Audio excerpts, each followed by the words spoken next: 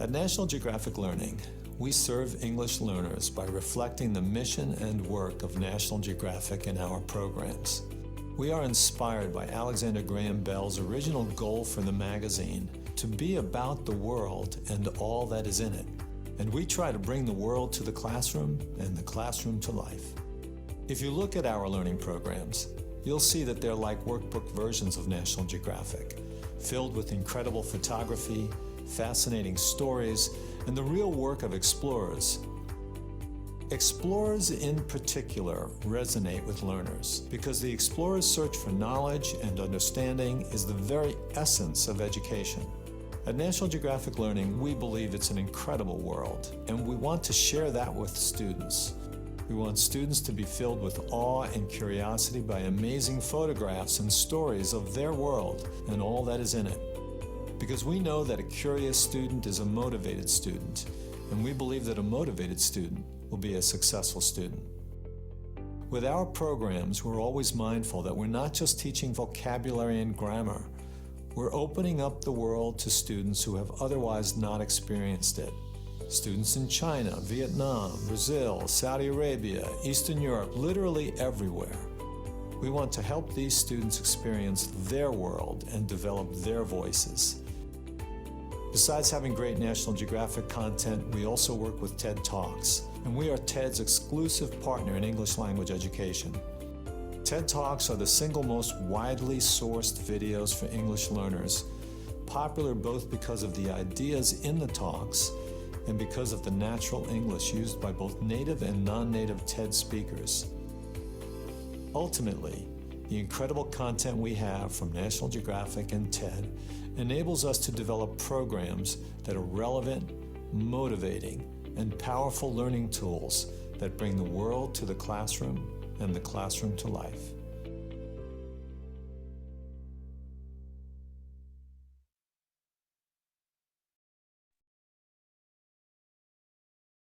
Hello, hello. Can you hear me?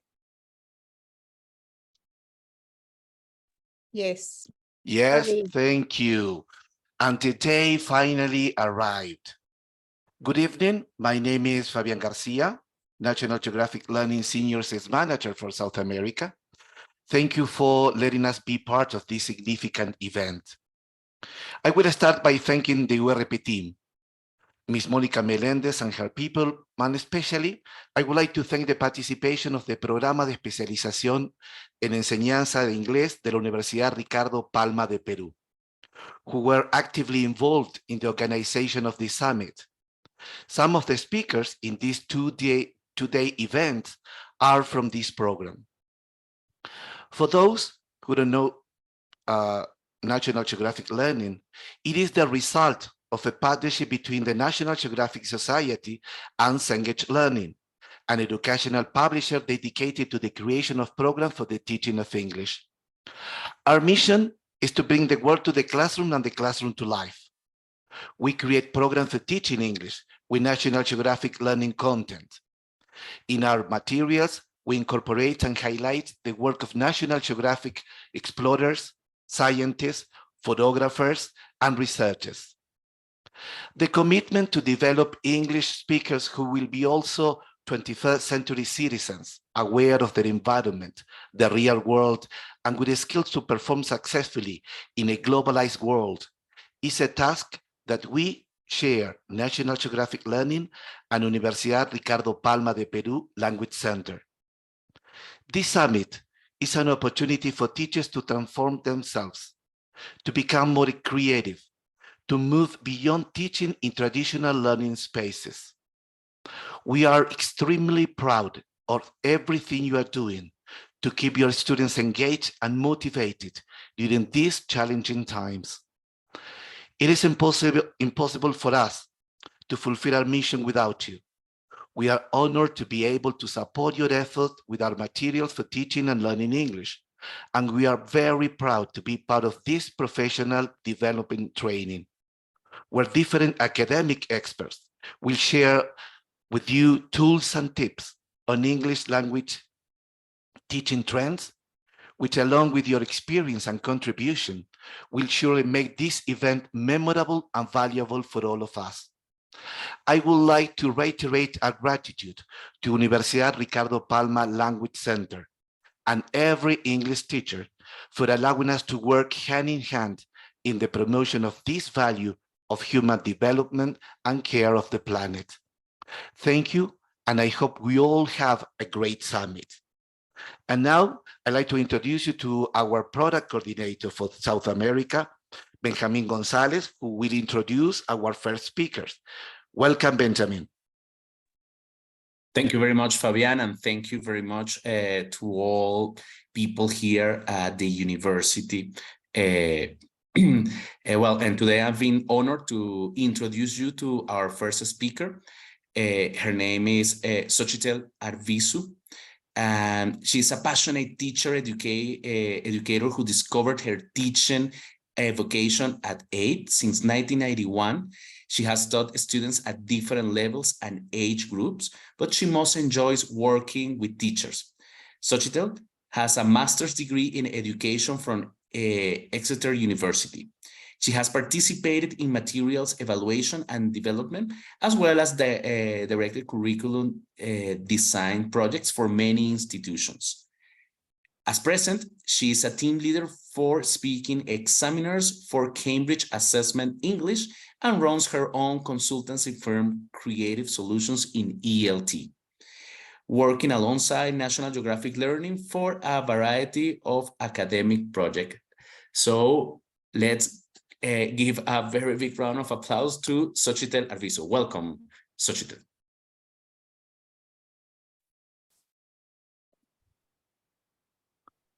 Thanks very, very much for the great honor of being here this afternoon.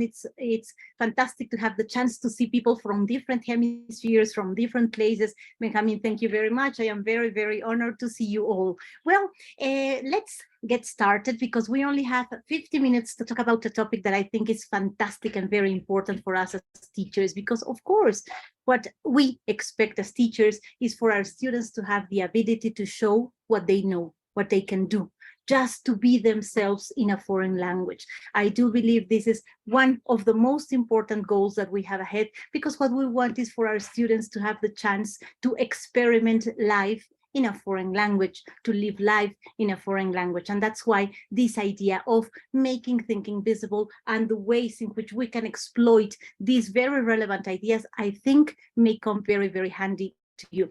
Thank you very much once more for the invitation. And now let's get started with a quick video. I am all of a sudden I felt a little bit uneasy because I was not very sure. Yes, I did share the audio. Sometimes I get very worried about this kind of thing. So let us get started. And what we're going to do is to watch a video. Okay. The first activity implies what you see, what you hear and think, and what you wonder.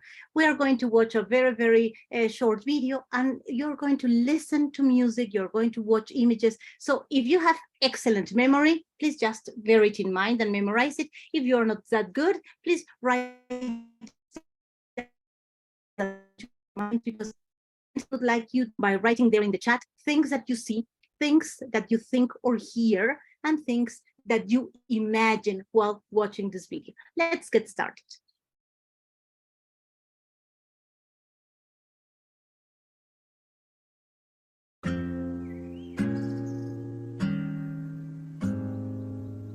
You know that some things were just always meant to be. Don't ask the other girls, don't ask the other guys. Sometimes I wonder if you're ever gonna see I'm not like the other girls, you're not like the other guys. I tell you I want you, but you don't listen to me. I guess all I can do is whisper in your ear. Ooh, your kisses taste so sweet. Can't resist it.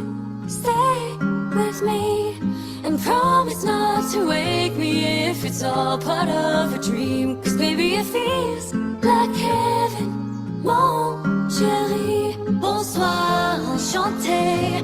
Your hands on my face, embrasse-moi, mon soleil. Say you die for me, baby. Read my messages if you want, I don't mind. I'm not like the other girls, you're not like the other guys.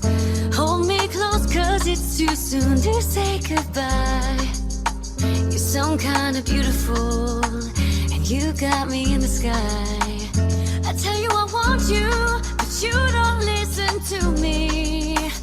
I guess all I can do is whisper in your ear.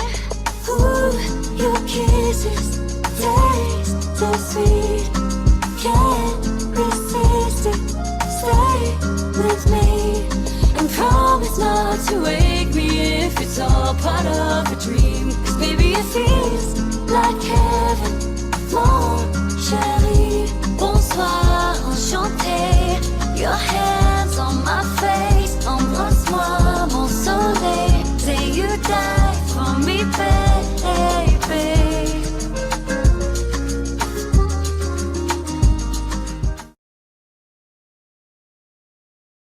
Okay, perfect. So I think I am not looking at things that you had the chance to write there in the chat. Maybe it is because I cannot look at the information well, but hopefully you can help me with some ideas of things that you saw, that you think, that you wonder. And if not, well, I'm going, the expression of love, every expression of love, says Glennie. Love nature, says Lilia. Thank you very much. Any other ideas that come to your minds and you can share with us?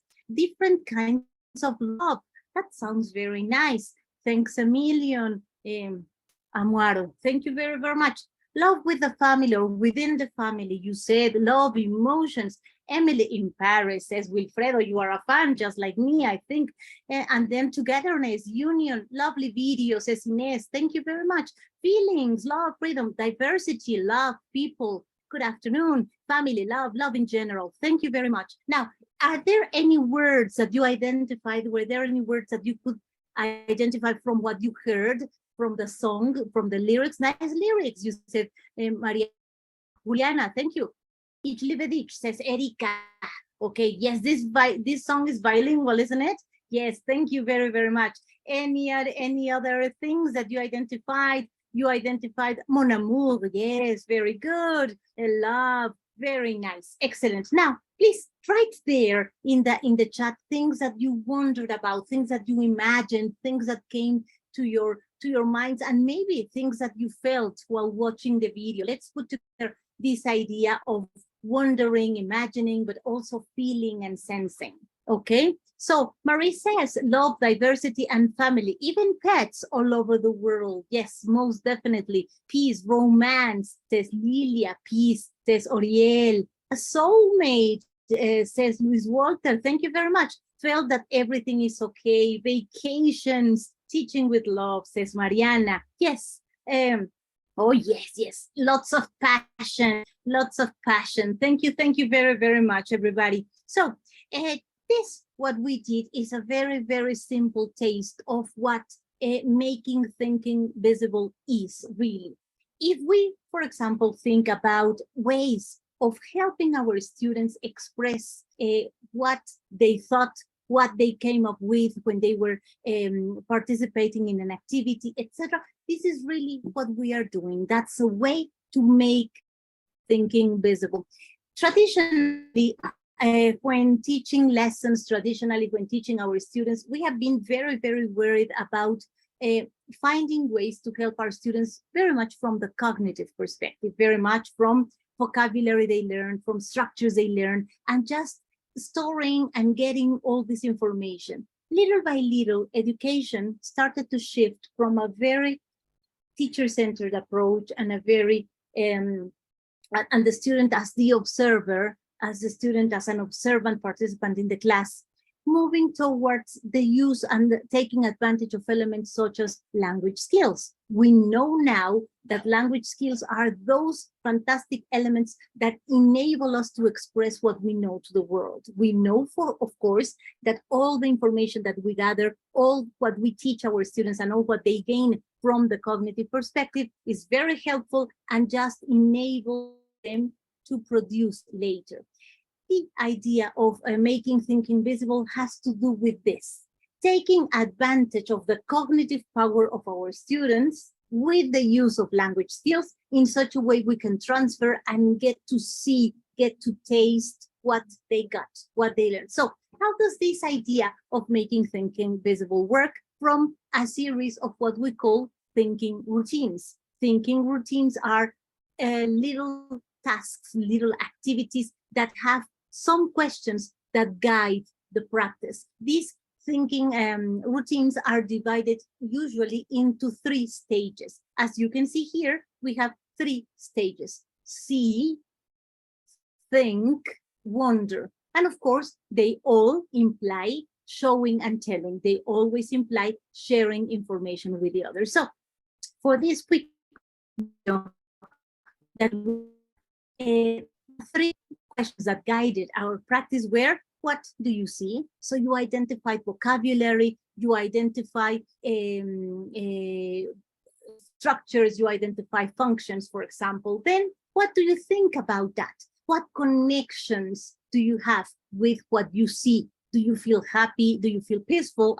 Do you feel motivated by the sound, by the music, by the lyrics, for example? And what is that you imagine? I hope and I think that this activity enabled us to connect to things that matter in our lives. And remember that it has been said that if we want our students to use the language, we have to help them become themselves in a foreign language. So it's a very simple, a very, very easy activity, this routine that is divided into 3 stages: see, think, wonder. Of course, the connections are very, very quickly, and in our brains, they happen very, very fast.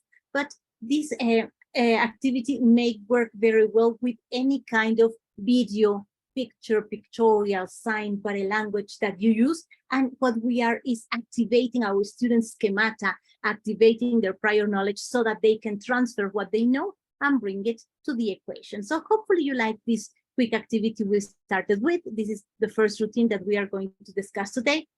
And I don't want to be very, very theoretical, but we will have to have a session where we have a little bit of theory and a little bit of practice. We have already done our icebreaker, that was see, think, wonder. And now we are going to talk about making thinking visible. What are the foundations of this school of thought, and what are the implications? Then we are going to talk about, how we are going to discuss a couple of learning routines. And then we are going to wrap up our session. Well, first of all, I would like to start by asking you, and hopefully whenever you can, write some questions, some ideas that come to your minds there in the chat, so that we know that we are tuned, that we are connected, and we are working together. Please, what are, from your point of view, the most important requirements for professionals nowadays? What, from your experience of the world, what is it that you are preparing your students for when using a foreign language? What are the most important requirements for professionals nowadays? Professionals should be able to, professionals should know, professionals must show evidence of. Okay, Milagros says technology, for example, versatility, creativity, you are saying, neuroscience, social skills, very good, empathy, developing both critical thinking and technology. Yes, you are talking about this fantastic combination that we have now that has to do with what we consider to be soft skills and hard skills. Yes, hard skills, those that we traditionally connect to knowledge, to knowing things, but also you are thinking about others that now we consider to be soft skills, those ones that help us interact with others, do things with others. Well, interact in a positive, I mean.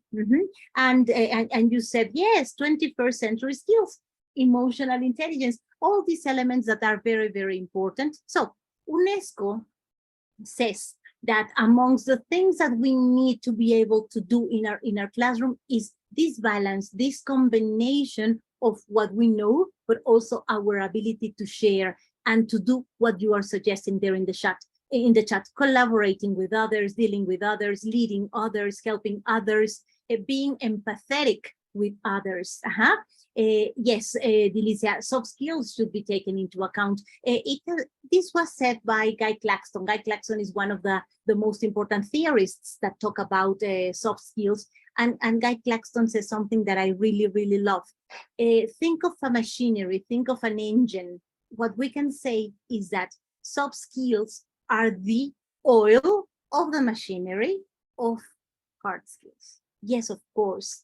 If you are preparing an engineer, this engineer should know about engineering, should know how things that have to do with mathematics and with these principles that will help him build something, construct something, etc. But if this person is unable to lead the others, if this person is unable to connect with others, then something will happen. And one of the most important or the top soft skills is being communicatively competent, having the ability to use language both accurately and fluently, but within the given context, within a specific given context. So what encompasses or what composes communicative competence? What should we teach our students to help them become communicatively competent? Well, according to Del Himes and Canali and Swain, that are authors that think very much about how communication can be transferred into social contexts, they say that this ability to use language both accurately and fluently within a given context has to do with grammatical competence. Of course, we need to continue to teach our students grammar, vocabulary, functions, etc. Of course, in context. They need to know rules in order to apply them. They need social linguistic competence, and this is maybe the sphere and the area where we are moving more now. Valeria says a social purpose. Yes, to have the idea of being appropriate, using language not only correctly, but correctly within the social encounter or context that I am sensing or undergoing. Also, discourse competence. We need our learners to be able to be cohesive and coherent, to be logical, to make sense. In order to do this, we need, of course, the connection of linkers, the connection of interjections, etc., etc. But being coherent in such a way, you allow them to make sense. This is to say, take them from the typical practice of sentences, isolated sentences, or isolated words, into complete discourse, using language to achieve specific purposes by having chunks of language, for example, participating in a conversation with exchanges, etc. Finally, last but not least, there is something that we call strategic competence. And I think that as teachers nowadays, especially want to enhance our students, not only from the perspective of hard skills, but very much from the perspective of social skills, we need to help them strategies to deal with others, strategies to compensate for lack of knowledge, strategies to paraphrase whenever it is necessary, etc. Okay, so having said this, and just not wanting to bore you with all what I am saying, remember that making thinking visible departs from the idea of establishing or setting clear competences in our students. What are these competences? Well, the fact that our students can work towards a specific outcome, the fact that our students have defined standards we can measure them against, the fact that these elements have to do with a correct point in time, and finally, last but not least, a context. Everything should occur within a specific and particular context. So very, very quickly, just let's see if you are still with me and we are moving along very, very quickly. Use the chat to tell me something about you. Please write there in the chat an object that you love. It cannot be a spouse or something like that. It has to be an object that you love. a song that makes you feel joyful and happy. It doesn't matter if this song is in English, in French, in Spanish, in any language. Then very quickly write down one experience in your lives that you treasure and a picture that you wish you had taken. Now, I know that we have our mobiles and we can practically take pictures of almost all the moments and experiences that we are facing, but there are moments that when we miss them, when we didn't have the mobile at hand, or some years ago when we didn't have this technology. Just very quickly write there in the chat a couple of ideas, please. Okay, so I already have that. You love a picture of your family, Erika. Thank you very much. And Ada is telling us that she loves the song, The Way You Look Tonight. That's very romantic. I love it too. I love my piano. So Ana Maria, you play the piano, fantastic. And Glenny says that she loves all kinds of jazz music or soft rock. I agree with you. I love a special, the object that you love is a special pen, Patricia. Why is it that you love it? Is it a gift? Is it something that was difficult to find? Why is it? If you have the chance, please write it down.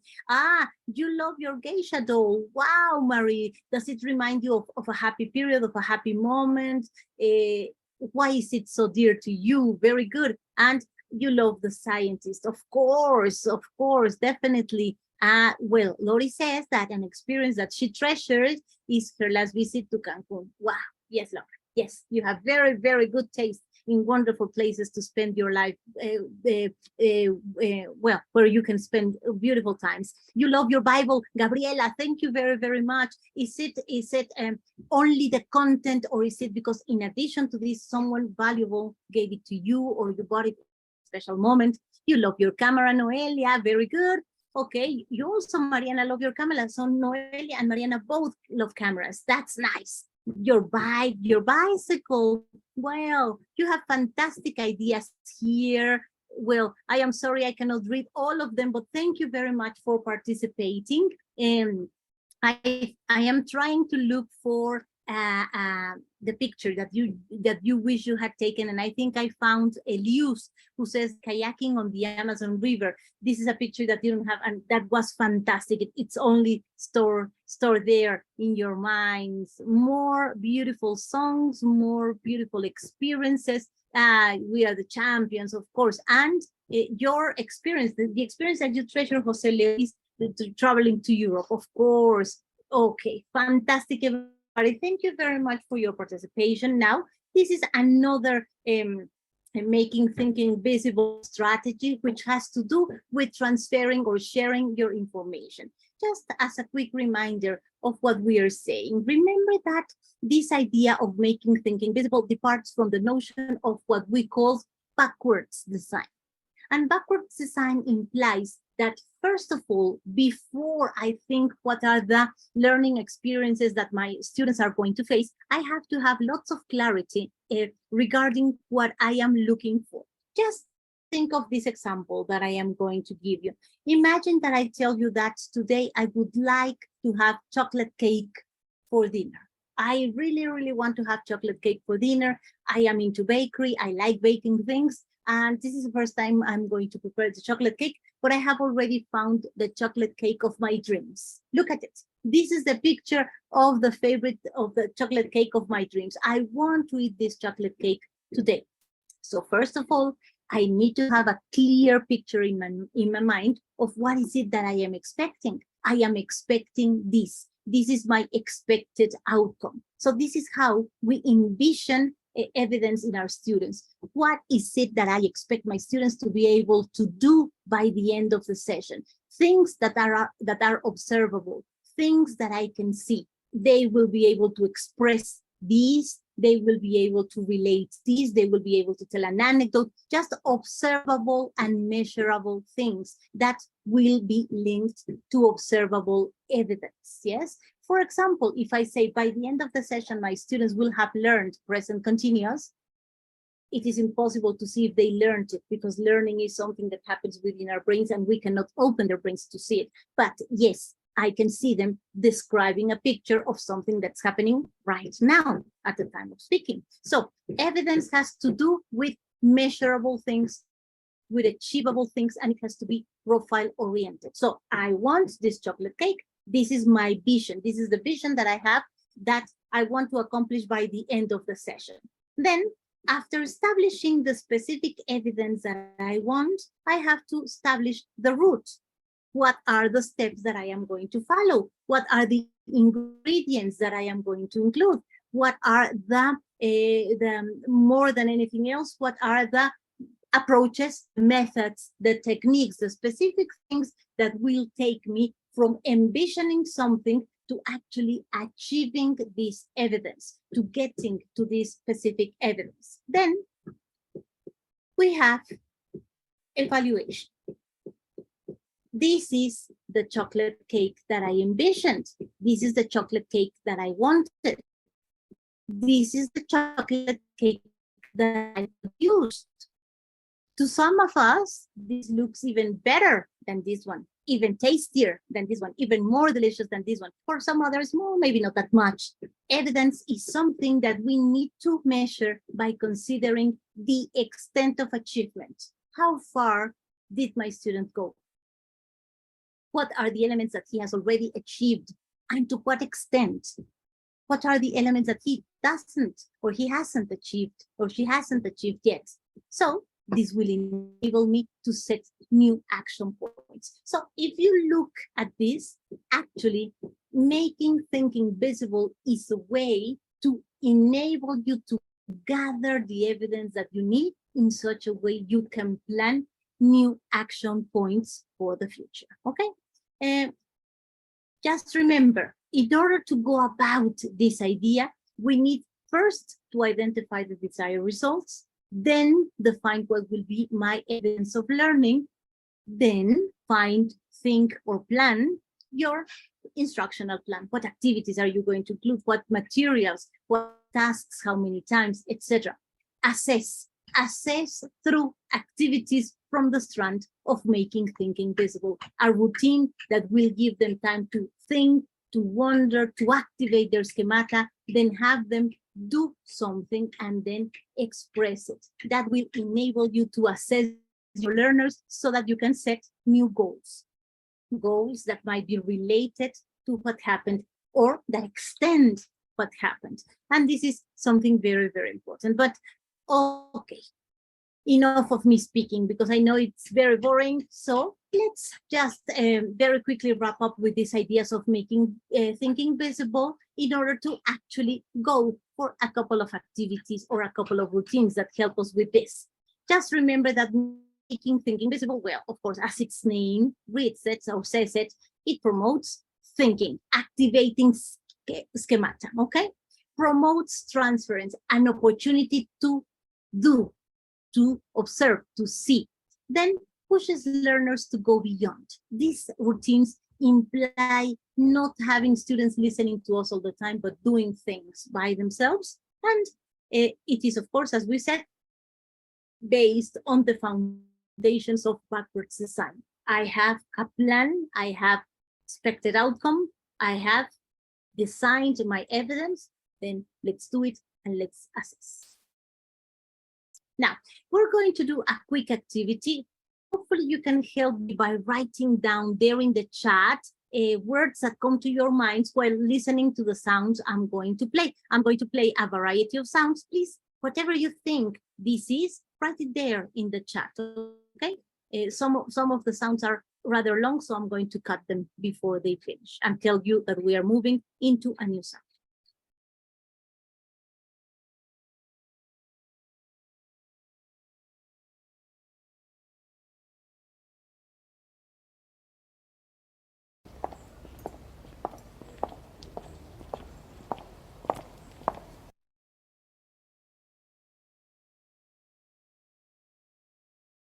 Let's go for number 2.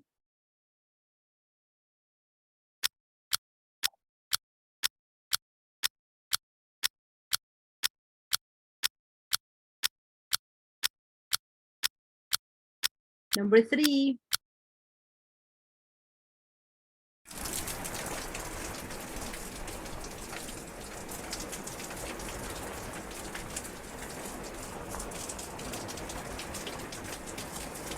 Next one.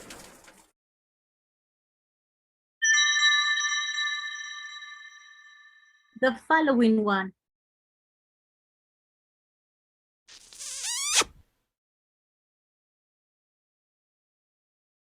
Next.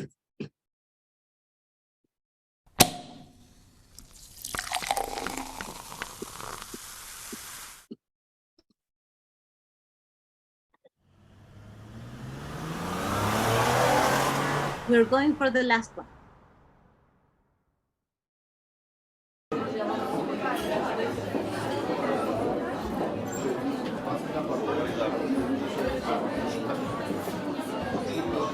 Okay, very, very good. Excellent. So I don't think we will need to play them again because you have fantastic ideas here. Some of them are the ones that I am considering. Some others are different, but they are very, very good. So amongst your answers, for example, I have the word kiss, I have the word rain, I have the word bell, I have the word ringing, I have phone, I have alarm, I have it's raining, I have water, I have raindrops, I have cabinet, I have speaking, chatting, walking, a clock, timer, shower. Very, very good. I have, let me see, other words that I have: wine, champagne, wine, soda, soda pop, bottle, Coca-Cola, champagne, pouring water, excellent. Serving a drink, a Coke, a car, very good. A race, a car, very good. A vehicle, at a restaurant, chatting, conversation, talking, very, very good. So I think I have all the words that I need for this story. Now, let me tell you, if because of the sounds that you heard and the words you identified, if I ask you what sort of story we are going to check, what sort of story we are going to read, just tell me what you think the genre or the topic of the story might be in connection to the words that you heard. What sort of story do you think we are going to work with? A birthday story? Well, why not? Let's see. Come on up with more ideas. Meeting, love story, a date, a meeting, everyday activity, someone traveling, special celebration, love story.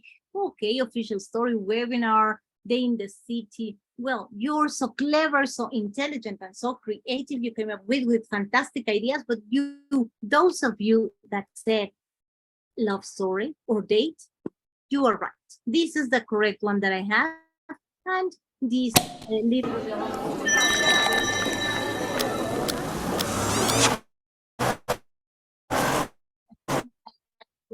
push all.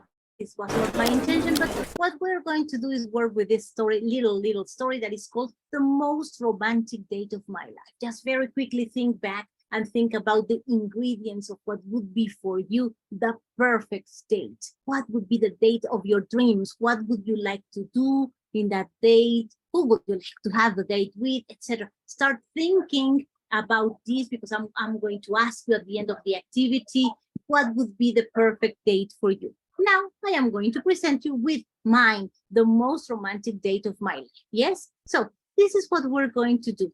As you can see, you're looking at a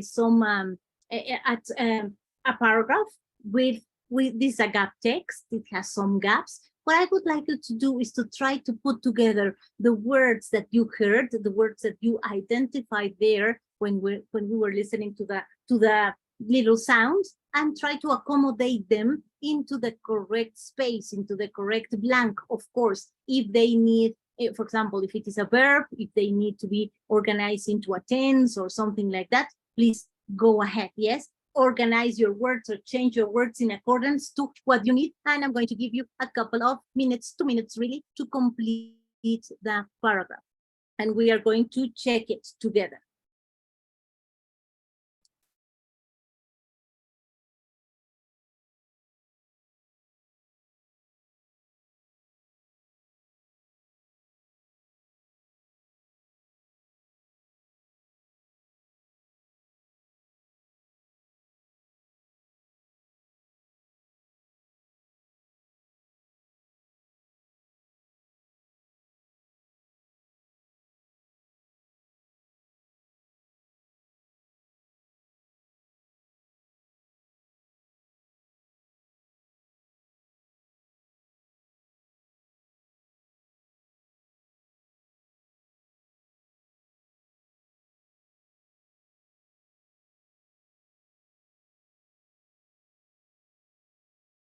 One more minute.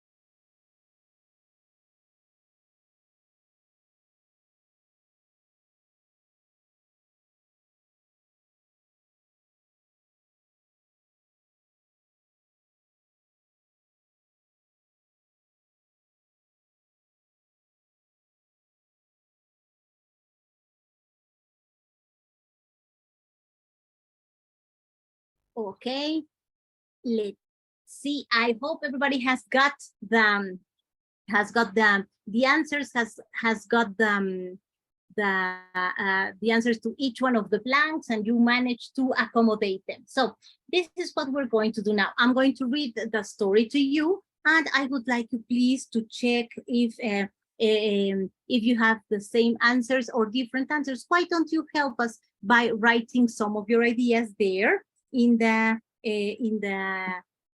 chat, all right?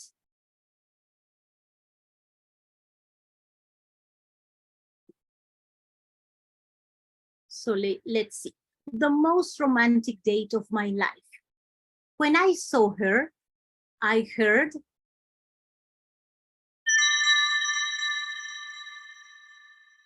she looked like an angel of heaven. I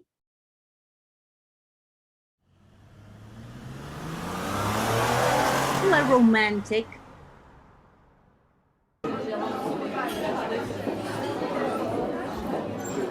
We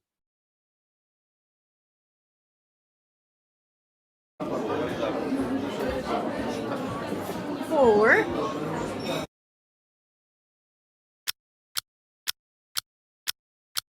and drank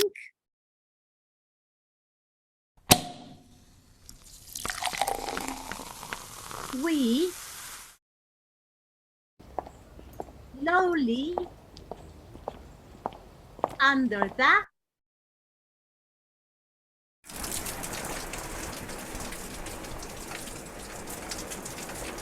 I her and proposed. She finally said yes. Okay, so let's see. I think you have all the answers. Kiss, thank you very much. So let me tell you very quickly, but it is as it reads. When I saw her, I heard bells. She looked like an angel of heaven. I drove to a romantic restaurant, bistro, etc. We chatted, talked for hours and drank soda, champagne, a Coke, whatever you prefer. We walked, strolled slowly under the rain or the heavy rain, for example.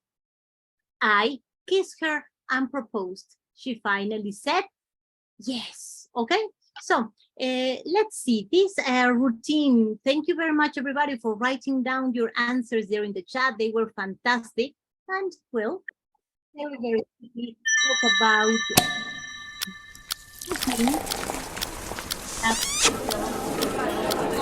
so this routine that I use for this activity is think, puzzle, explore. Yes, because of course what you have to do is just again to activate schemata, think about something, start making connections to their prior knowledge, not only their prior knowledge of the language, their prior knowledge of the world. So they have to think about something, they puzzle because they have to now connect the sounds that they heard and accommodate them into something that has to do with grammar. Just what is the correct word? Is it strolled? Is it walked? Is it in present? Is it in past?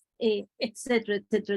What about elements such as concordance? Is this the correct word for the paragraph? Is this the correct sentence, etc.? And explore. The important thing about activities of this sort is exploring, doing, coming up with things. So if we had this activity in the way in which we had it, I would like to ask you how you think we could extend this activity in such a way this moves from a semi-controlled activity, because of course I did control the activity a lot. I chose the sounds, I chose the plot, I chose the words, I chose everything. How can we transfer, after having done this that activated our schemata, that enabled us to start thinking and using the language. How can I transfer this to something that students enjoy discussing, talking about, or doing? Please come up with ideas and write them in the chat. Those of you that want to comment on ideas where you can extend or expand this activity we just did. And if you also want to share with us what your ideal date would be, well, that's something that you can do using the chat.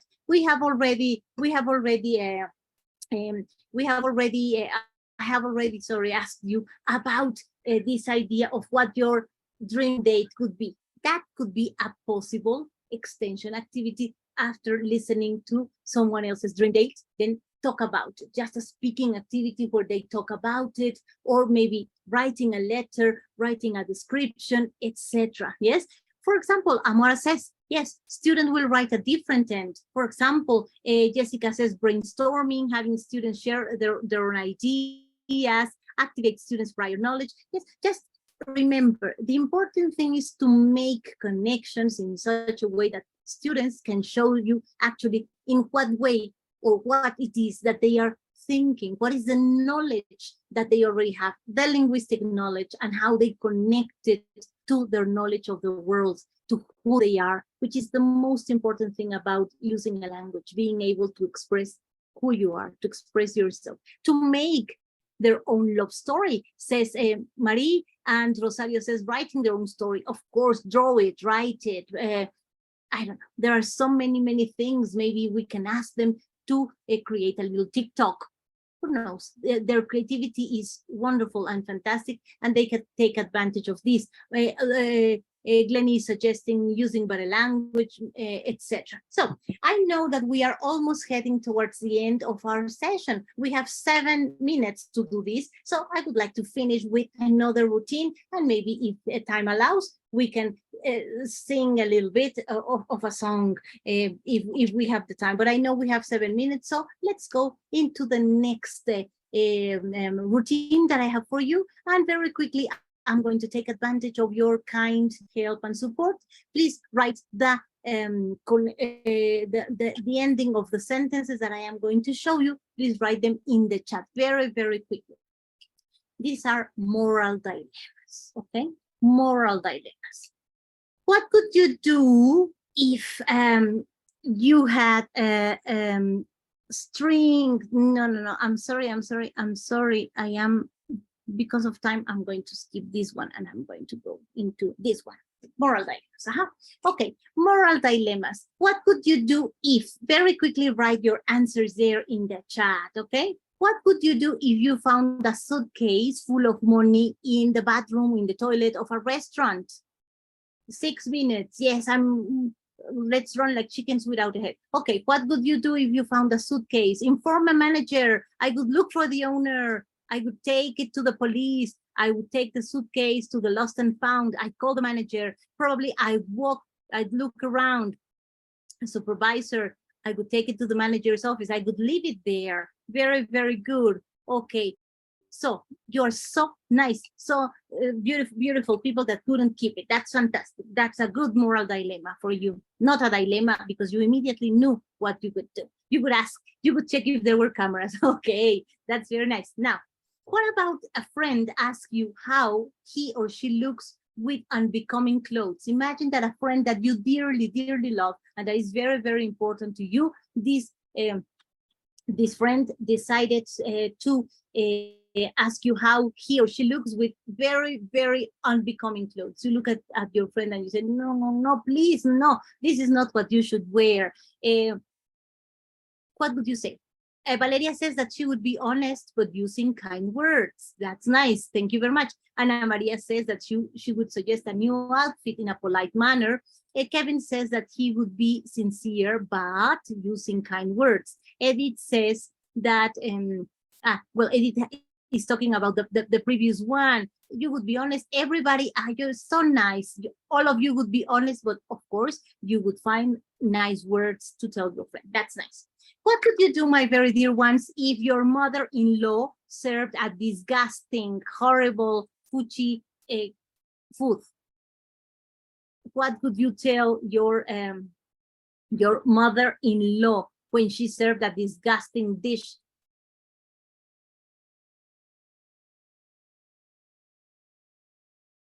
You would eat it with no comments. Very clever answer. I think you, yes, it's a difficult one. It's a tough one, Maria del Carmen. That's why it's a moral dilemma. You would eat it with lots of water, of course. That's a very wise answer. Eating it, you would eat it. You would tell your husband so that he would tell your mother-in-law, okay, you would eat it without complaint. You know what's best for you. You know that sometimes eating something horrible is better than having an endless argument. That's very nice. Very, very well done, everybody. Final moral dilemma. What could you do, my very dear friends, if a stranger offered you money to kiss him or her? Imagine that you are wandering around, or you go to a bar or to a club or something, and then you see a stranger, and this stranger looks at you and says, this person is the person I would love to kiss.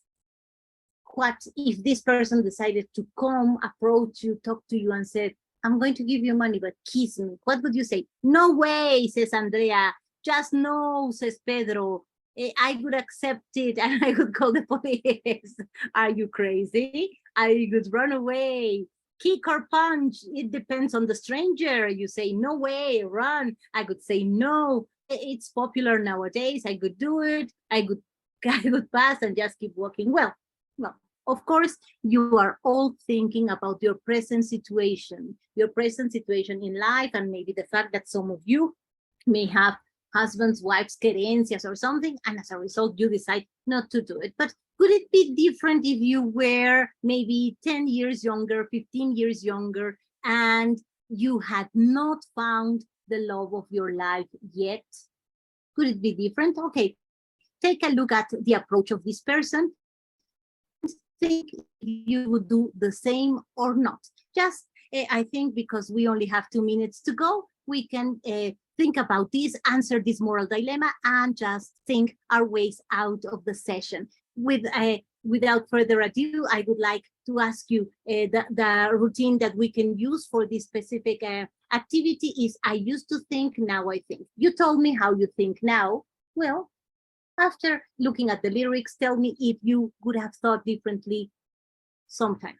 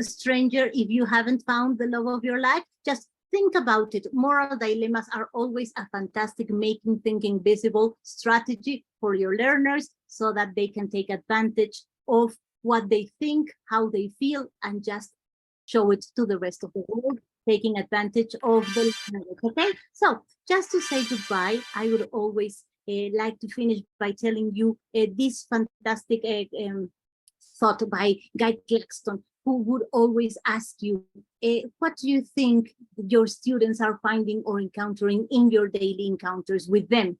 The answer, of course, is that you are teaching yourself who you are, what you believe in, what you stand for, both as an individual, as an employee of the educational system. Underneath the melodies of the lesson content, there are always harmonies of your attitudes and beliefs. So let's be demanding. Let's request things from them, because teachers who demand much receive much. Thank you very much for your time. It was a pleasure to see you this afternoon. Bye-bye.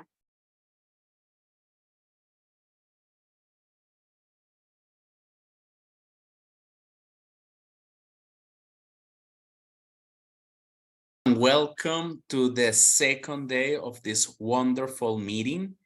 My name is Benjamin Gonzalez. I am a product coordinator for National Geographic Learning. And today I've been really honored because I'm going to have the opportunity of introducing this person who's going to be your first speaker of today.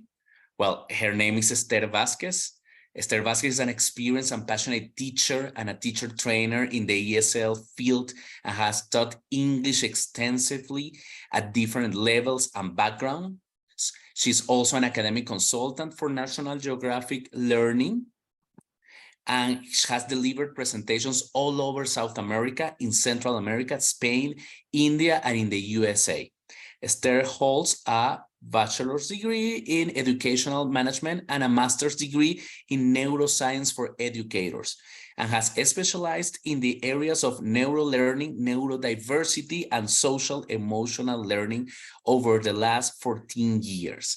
Esther Vasquez is founder and CEO of Ivinio Consultancy and companies educational institutions as an advisor and coach in the pedagogic and academic fields. So let's say welcome to Esther Vasquez. Welcome, Esther. Oh, thank you. Above all, I would summarize all that into, let's say, I'm a teacher. I'm a passionate teacher and really honored to be part of the team here. So welcome, everyone. Thank you, Benjamin, for your kind presentation. So let's get started, yeah? I will just start sharing my screen, yeah? And we're going to rush a bit, let's say, of the presentation at times, but well, here we are. Above all, and first of all, welcome everyone. I'm really honored to be here and to be sharing with you this presentation. So welcome everyone on behalf of myself, but above all, on behalf of National Geographic Learning.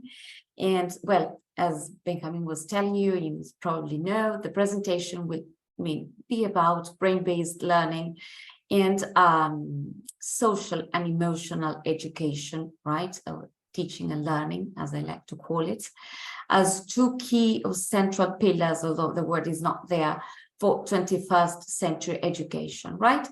So I like to introduce this topic, kind of bringing Maria Montessori into the field with this saying, when she says all children can explode into learning. And we as educators have to bear that in mind very strongly. All children at their own times can explode into learning. And they should know that we believe that that is so.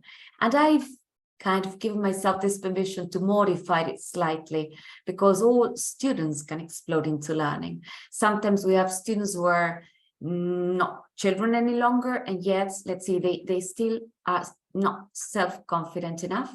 So we have to let them know as teachers that it might take a little bit more effort on both sides, their side, our side, that it might take more time, but that all of us can learn. Yeah, that's a principle I like, kind of, starts from in this presentation about especially brain-based learning and social and emotional education.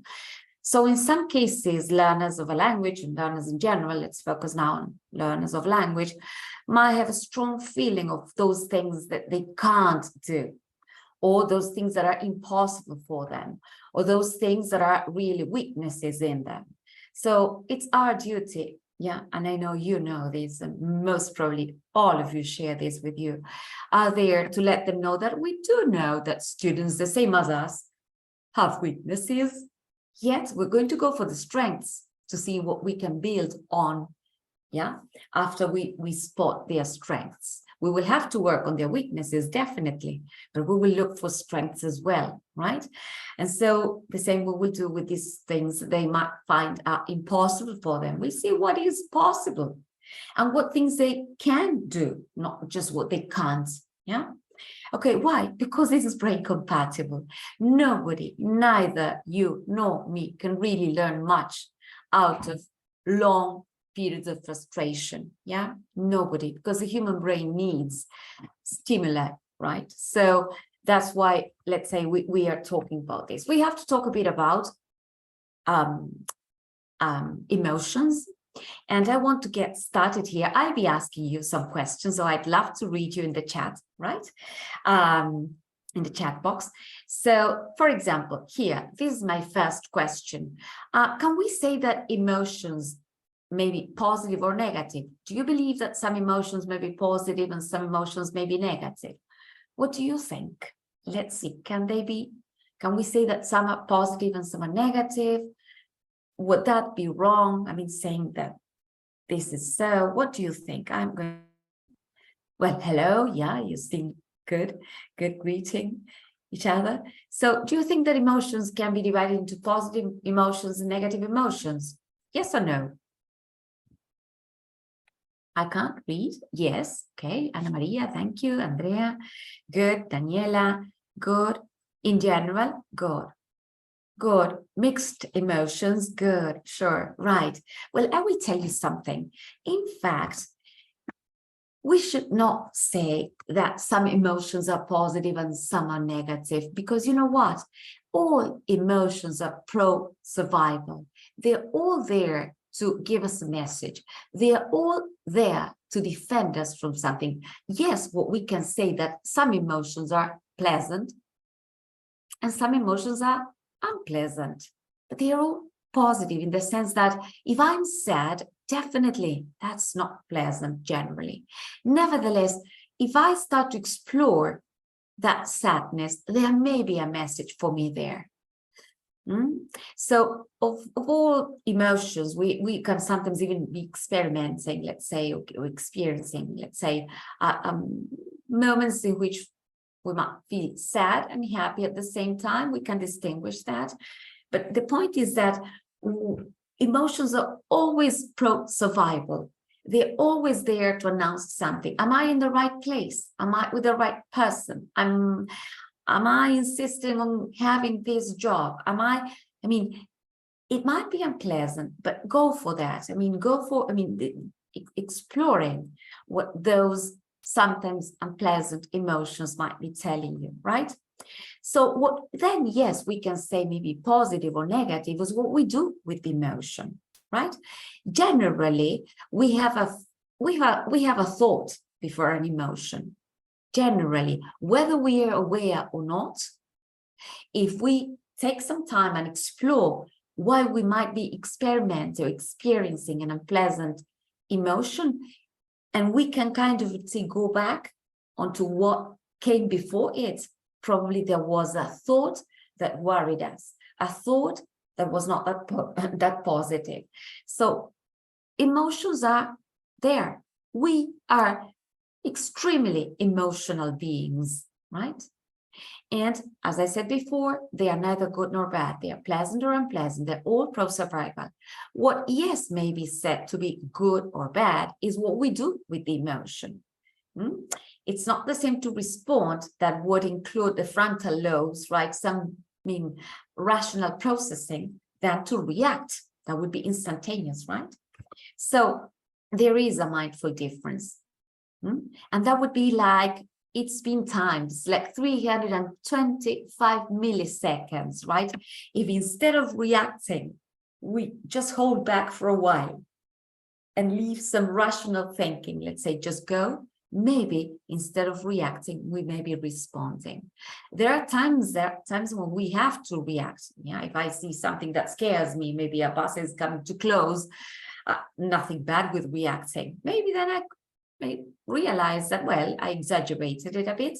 There was no need to be scared. But at times, reactions really, let's say, might save us. But it's far better to go for responses rather than for reactions and say, that's the way I am. We should reflect upon that a bit and teach our students to reflect upon those type of answers, right? Reactions are instant. They are generally driven by beliefs, and we have to be very careful by self-limiting beliefs, right? Biases or prejudices. They are generally done, informally said, without thinking. They are survival-oriented. That's why in some cases they're really good. And they are more like a defense mechanism, but they may be often regretted later. So while that applies to reactions, this is what applies to responses. They happen more slowly, just a bit more slowly, right? But it's when you when you refrain yourself from giving an answer, from saying that word, from giving, let's say, just or texting somebody, you refrain yourself for a while. So maybe things, let's say that steam comes down and you may become a bit more yourself, difficult at times. But it's a question of giving our brain some time for more formal processing. Good. A response is generally at least a bit more based on information from both the unconscious and the subconscious mind. Allows me to explore into my own mental world a bit more. A response generally takes into consideration the well-being of self and of others. I can measure that better. It weighs long-term effects. And generally, when we respond, we are able to stay in line with core values. So there we can say that some things are positive or negative, but emotions are always pro-survival, always there to let us know something that might be, even although unpleasant, able to protect us.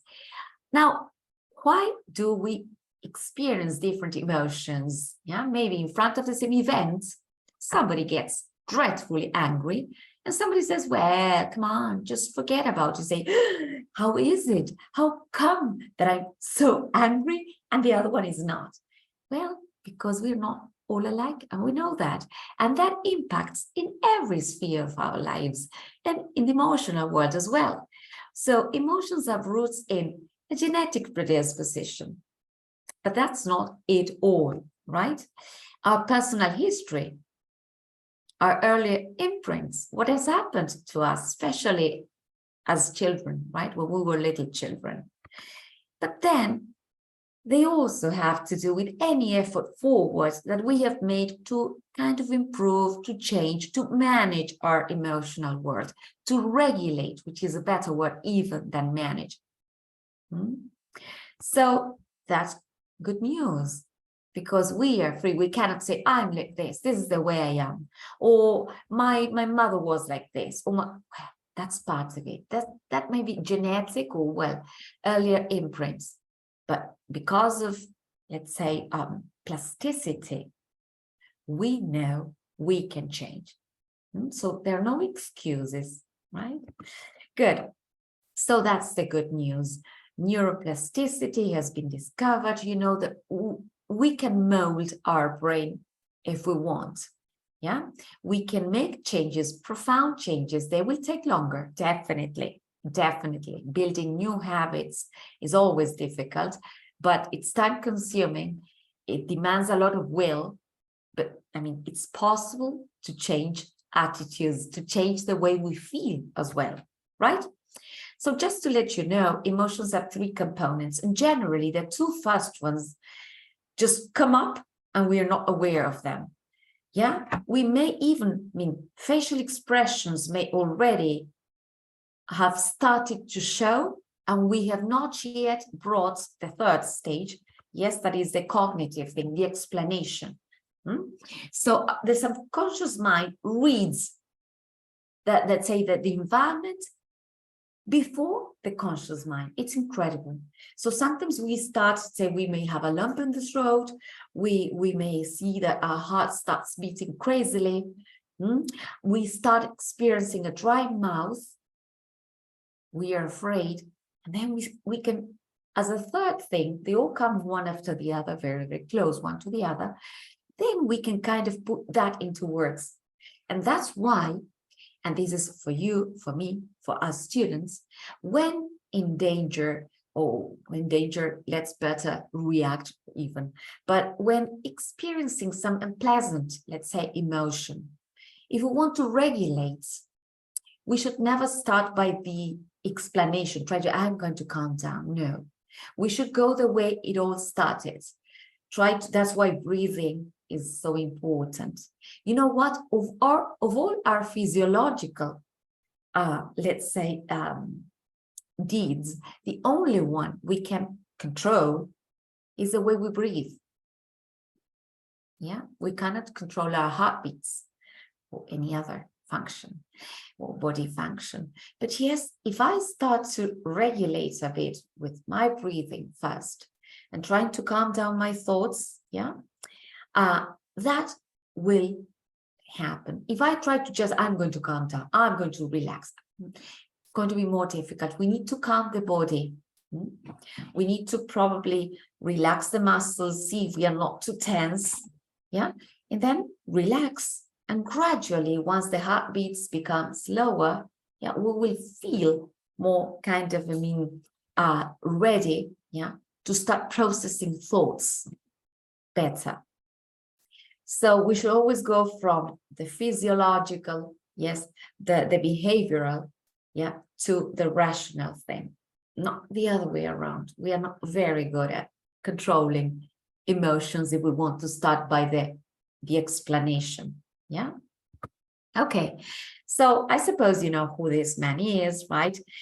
He's Daniel Goleman. He's not the first one to talk about emotional intelligence, by the way, but yeah, he was the first one to spread the word, let's say. So that's why he's so very well known, yeah, because I mean, it's not just what he did at university by doing research, but it's the way he kind of brought that good piece of news about emotional literacy and the emotional world, yeah, into the general public, let's say.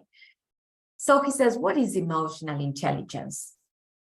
Well, to cut a long story short, it is the ability to recognize one's own emotions, those of others, and to know how to manage them, us and those of others, how to regulate even, right? Which is a word he uses very frequently as well.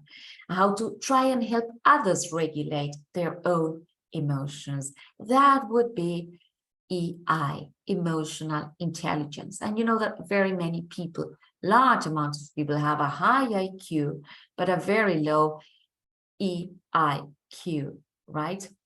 Or EI, emotional quotient, right? EQ. And in many cases, you may be very good at your job or whatever, but if you have a poor command of your emotions, you probably may not be good to lead others, right? To interact with others, let's say, peacefully. So we have to be very much aware of our own emotional intelligence and try to see how we help our students build their own knowledge about the importance of our emotional world. Yeah, I love this. This is something that Damasio in the 90s brought up kind of to light for the first time. Now, many people say it. I do not know if he's always quoted, but mind you, he was the first one, yeah, in this book, Descartes' Error, first one to say, most of us think of ourselves as thinking creatures that feel. But you know what? We are actually feeling creatures that think. You know what? Our mammalian system, the limbic system, where emotions are mostly, not completely, but mostly processed, has been with us for over 300 million years, while the frontal lobes, where all the rational processing, let's say, goes, has started to develop gradually around 1.5 million years ago. It's a baby compared to the mammalian brain.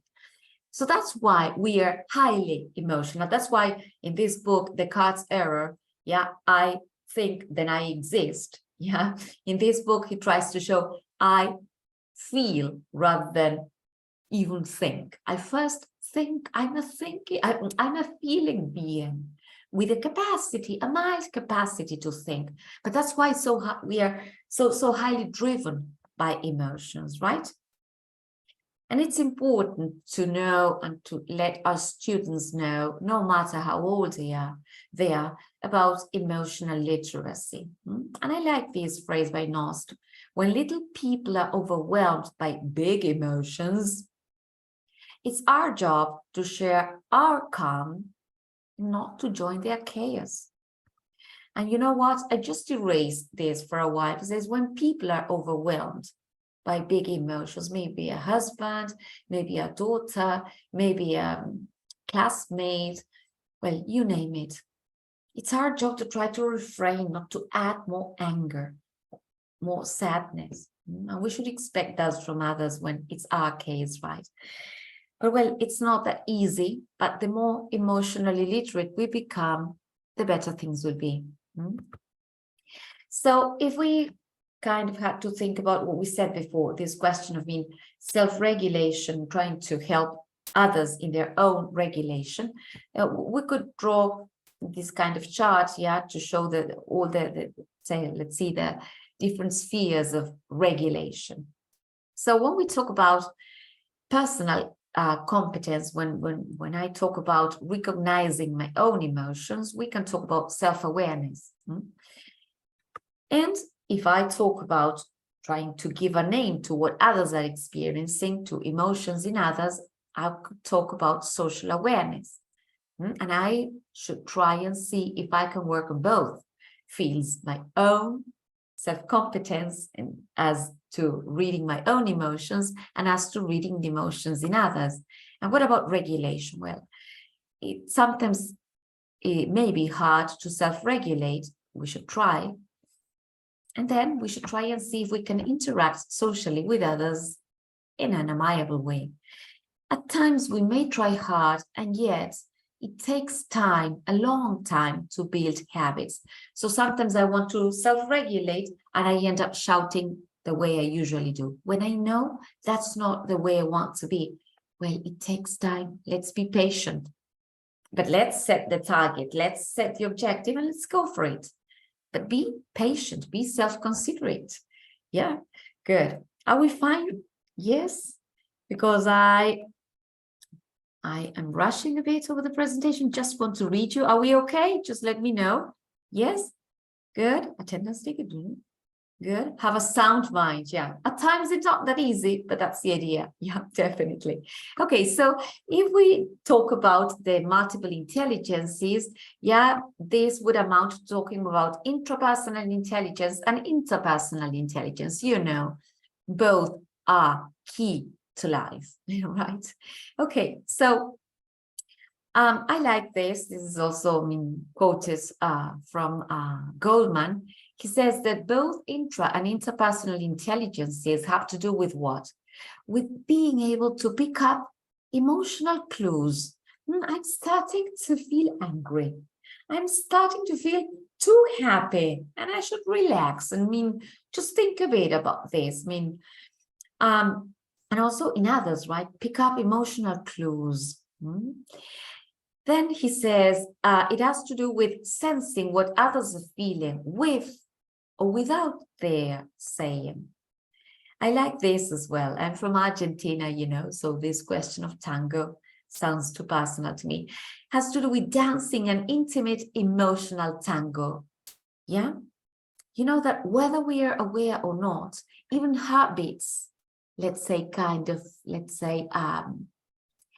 imitates habits in others. That's for another talk, probably. But it's incredible how we can get into tune with others, even unawarely. So it's using all that we know, maybe a lot, maybe not so much, but using all our knowledge in a constructive way. What do we mean? Sometimes they are, nothing about emotion. No. What we know is to be used constructively for ourselves and as regards others, right? And so when talking about emotions, right, it is said that the best teachers are the ones who can connect with their students in meaningful ways, the ones who believe in their students and let the students know that they believe in them.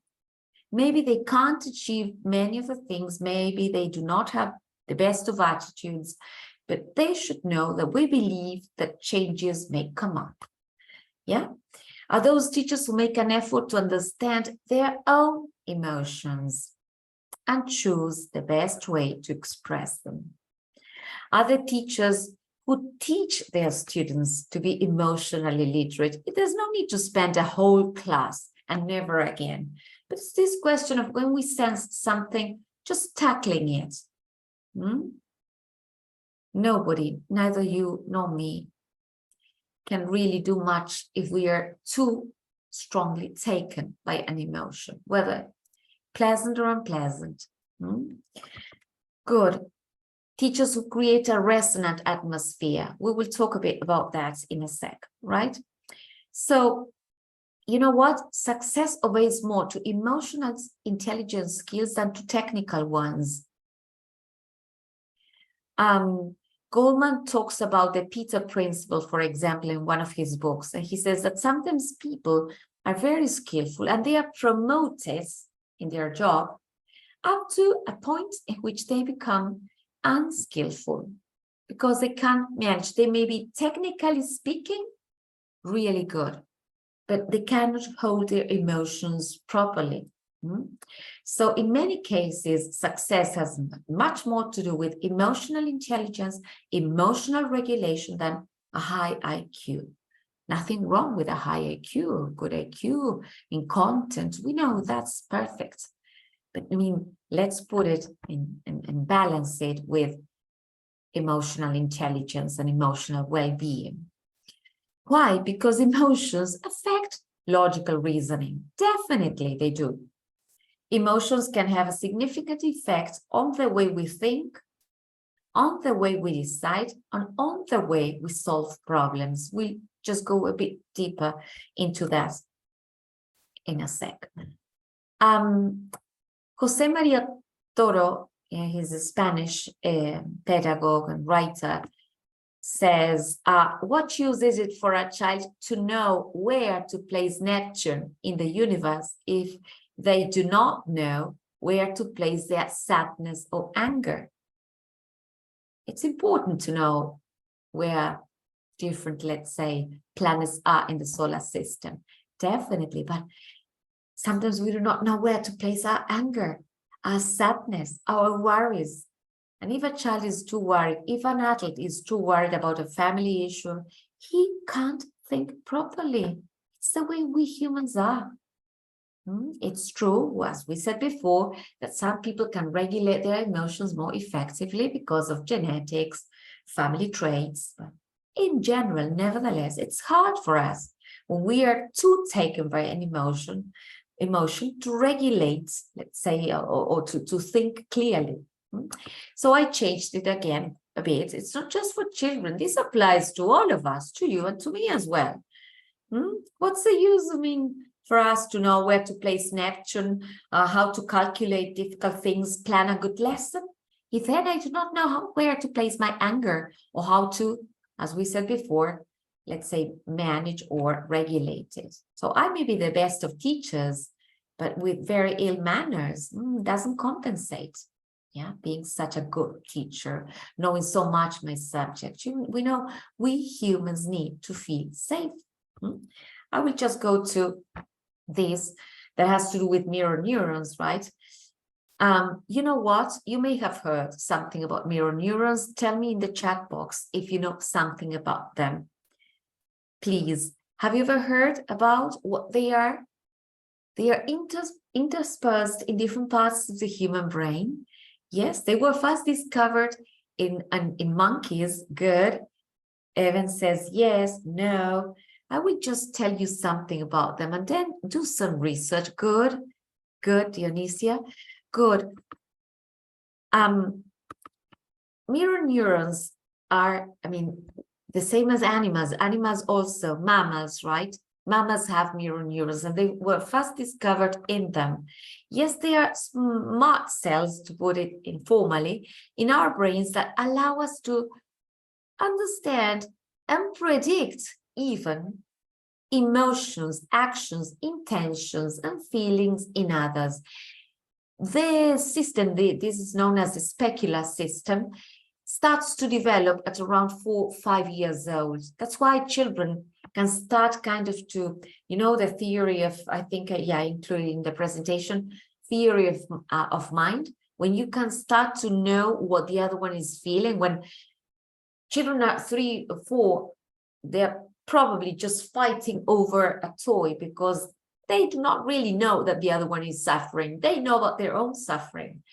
As, let's say, the specular system starts to develop, they can read emotions. If there's something like autism or some other kind of issue within the autistic spectrum, this may be kind of not working that well. Yeah, it has to do with mirror neurons as well. So once with the specular system starts to develop at around, as I said before, age 4, age 5, we start being each time, let's say, more skillful in reading what others are feeling, in reading what others are experiencing, right?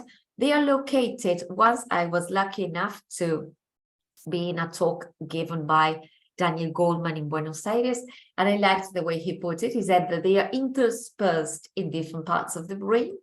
Yeah, they fire, see this. When we perform an action, I'm moving my hand, there's some, let's say, mirror neurons that have to do with hand movement, but others who are looking at me and focusing on my action will have their mirror neurons connected with that movement firing at the same time. It's incredible.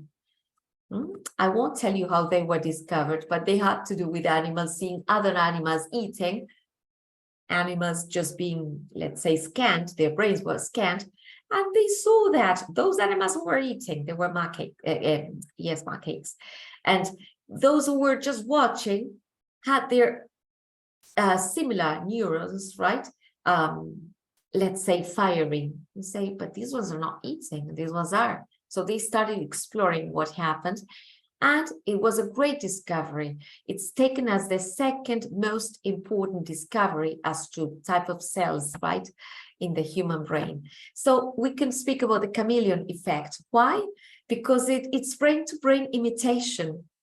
You know, when somebody starts yawning, and all of a sudden you start yawning, and what's that? Yeah, how come? Or somebody starts to laugh, and you observe yourself, bro, you know nothing about the cause for that laughter, and you see that you at least are grinning. Kind of, I mean, your brain is imitating unconsciously. So they help create empathy. They are responsible for this question of understanding intention. And that's why if my mood is not positive and I'm shouting around, yeah, the others will have a certain impact in my attitude, because we imitate what others are feeling unconsciously as well. Yeah, so our manners, our mood, yes, everything, yes, manners and mood matter. Yeah, so what should we educators do in the first place if we want good teaching and learning to take place? What do you think? Could you answer that? What should be the first goal? Having said all this, plus all that you know about the topic, what should be the first goal of all educators so that good teaching and learning takes place in every lesson? What do you think we educators should do, or what do you as learners expect your teachers to do in the lessons? Yes, yeah, that of yawning. I want to give a good lesson. So free students from, okay, be good models, have good motivation, lower probably anxiety filter. Yeah. Yes, Goldman says this, I'll tell you. He puts it this way: create a resonant environment, an unthreatening environment, an environment where the others feel they are accepted. Probably not their manners, not their late arrivals, not their misbehavior. No, no, no, that's not to be accepted. We'll tackle that, but you are accepted. I want you in my class. And students know when we want them in class and when we dislike their manners, when we dislike their laziness. But one thing is what students do, and another thing is what students are. And they have to feel they are valuable. Yeah. And then teaching and learning will happen. Learning will happen if they feel accepted. Might take longer, but believe me. Yeah. And think of yourselves as learners. When instances when you felt that teacher really cared about you, it made all the difference. Yeah. So an environment where everybody feels welcome. Yes, because we are influencers. I do not like that word, this word that much, but nevertheless, in a way we are. We create the mood. Yeah. So I just brought these pictures just for a while to think about ourselves. How are you feeling? Let's see. There's no need to say it, but if we had a bit more time, we would just kind of play a game, think a bit about ourselves, because we are here, but maybe we are not in the best of moods, or we're not having an easy day, we're not having an easy week, or we may be repented, the same as there we have the Prodigal Son by Rembrandt. We may want to apologize, we may be expecting somebody to apologize. But you know what? I love the way Goldman puts it, where he says that emotions are like a murmur that is always there. They are always with us. Remember this.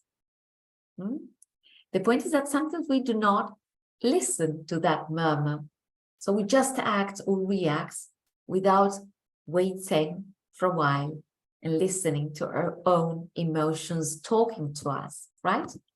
We will leave this, just move on. Yes, because I want to share a few more things with you. Remember that stressed brains learn differently from non-stressed brains. John Medina says that, we know that if a child is stressed, if an adolescent is stressed, he won't be able to learn as much as if he were not stressed. And the same happens with us teachers. When we are enduring difficult times, well, we probably cannot be our best possible version. Good, because this is important. The amygdala, yes, which is in the limbic system, it's a very small thing, yes, small structure, allows us to feel rage, fear, pleasure. But what is very important is the amygdala is responsible for both the creation of the emotion and also the memories they generate. When you remember a moment of happiness, all your chemical, let's say, or your chemistry, your body chemistry, let's say, kind of imitates the body chemistry of that happy incident. So let's go for positive thoughts. And when you remember a very sad moment, try not to stay there for a long time, because your body chemistry imitates the body chemistry of the moment in which you experience that sad moment, or that angry situation, well, a pleasant situation in which you became angry. Yeah, but understand your children, understand your student, understand yourself. Yeah, so I mean, it's not easy to move away from certain feelings, but if they are too unpleasant, we should try and do it, because the body chemistry imitates the same chemistry of the moment. The longer we stay there, the more difficult it's going to be to come out. Yeah. So just to move on a bit, yeah, what is important when planning a lesson? Yes, apart from the social and emotional side of it, keep routines. Have an enriched classroom environment. This is brain compatible. Try to bring multiple resources. Go for multiple approaches to teaching. Be resourceful. Try to grade the tasks properly and give more time. Some students can do better just if you give them some extra time. Sometimes the key thing is in giving them extra time. Go for collaboration. Allow students to collaborate. We human beings are highly sociable and we like working with others. If some students at times prefer not to work with others, well, just go for that. Let them go for that. But then go for positive reinforcement because of what that we've just said. Be supportive, be caring, be the best possible teacher with a lot of subject matter knowledge, but be supportive and caring. Go for an unthreatening environment because of what we just said, right? Be encouraging. That makes all the difference, yeah? Because what we teach is important, but how we teach it is definitely more important. Content may be searched on the internet, maybe, but the how we teach makes all the difference. And think of yourself as learners as well. Yeah, and then when teaching, and we'll just go very fast through some brain compatible techniques. When teaching, remember that repetition counts, because we tend to forget things very easily. And why is it that we forget easily? Why? Because something was encoded poorly, maybe was not very clear, so I could not really engrave it very well. So memory, as a teacher said in the States, will just go poof, forgets. Or something has not been frequently retrieved. If I teach something, maybe a whole week, but do not tackle the issue, and just at the end of the month, expect students to remember, they won't, because we need frequent retrieval.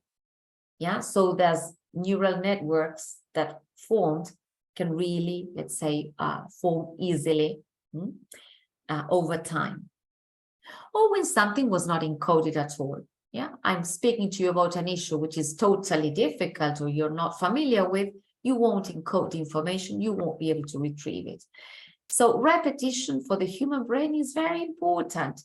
It makes practice perfect, practice makes perfect, but practice makes permanent. But not this kind of monotonous, boring kind of, drilled repetition, not this way. In exercises of the same kind, no. But it would be more like something like this, novelty. The human brain loves novelty. And I'll share with you one important thing. The human brain loves novelty.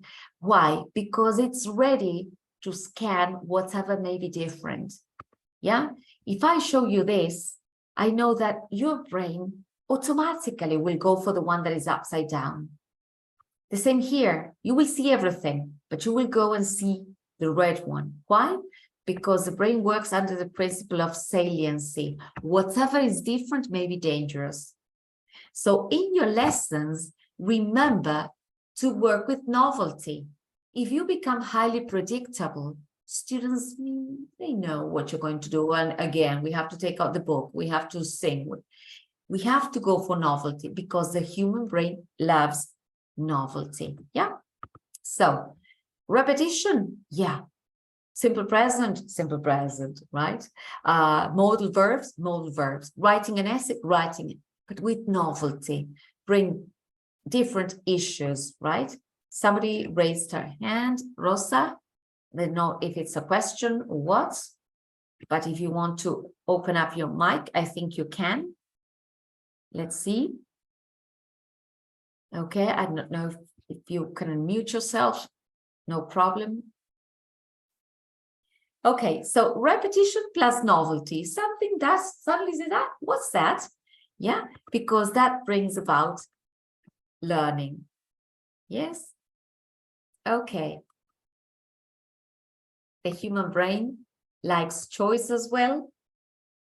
So whenever you can, give your students choice, the chance to choose, right? How to show you what they've learned. We have to prepare them for exams, but let's see if we are being kind of creative enough in the type of practice we give them. Yeah. So let's give them enough variety for them to take in what we are trying to teach them. It's known that we teachers tend to teach according to our preferred learning modality.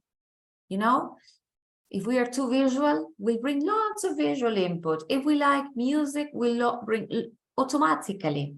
That makes us feel confident and at ease. But careful, because we have learners with different learning modalities. So we need to bring variety so that students make sense of ideas, not just from the visual or auditory or kinesthetic point of view. Bring variety. This is important. And nowadays, we know this is important. It's not, this is the way I like teaching. Well, sometimes students do not learn the way we teach. So we have to start teaching them the way they learn. Is it more demanding? Definitely. But nowadays, we are in the 21st century. We've learned that we need to cater for different learning preferences, not styles. So go for the higher order thinking skills.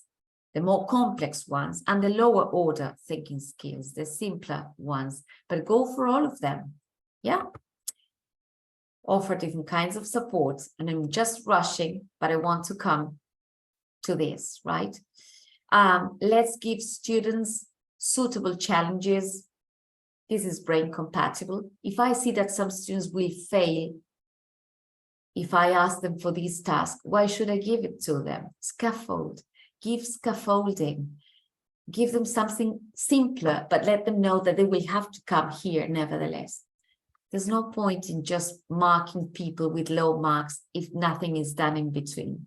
Yeah, and just to round off, and I promise I'm just rounding off, the human brain is meaning maker and meaning seeker, all the time trying to read what's happening around in the classroom, of course, as well. So bring novelty. Do not always go for what's predictable, because the brain goes poof, as this teacher in the States said. So I'm going to work with this. I'm going to round off here. Let's see how predictable I might be. What do you think says there? What words or what expression or whatever, if any, do you think I have hidden there? I will read you. Good. Yes, yes. I'm just rounding off. It's just this, right? Okay. So, you know what? My human brain is cheating me. Yeah. With some old paradigms. It doesn't say that. And here, what do you think says there? Let's see. I'll just read you. Now, you see, you started changing your paradigm. Some people trust me. I think it says love. Well, you see what? It doesn't. And here, and this is the last one. By now, some people might start suspecting that I might keep on cheating you. Merry Christmas and love. No, no. The brain is meaning seeker, and we work with old paradigms all the time. So surprise your students. Go for what's new, for what's different. Yeah.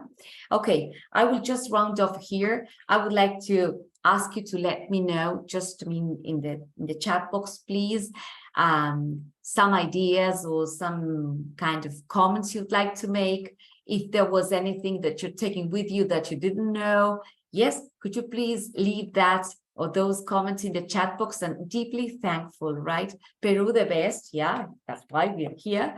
Great to see. Okay, thank you. Thanks very much. Thank you. To have our students what? Have our students, there's something unfinished there. Good. Thank you very much. Yes, thank you. Really, it's been a pleasure. Yeah, very interesting. Nice to know that. Good, good. The best ever. Thank you very much.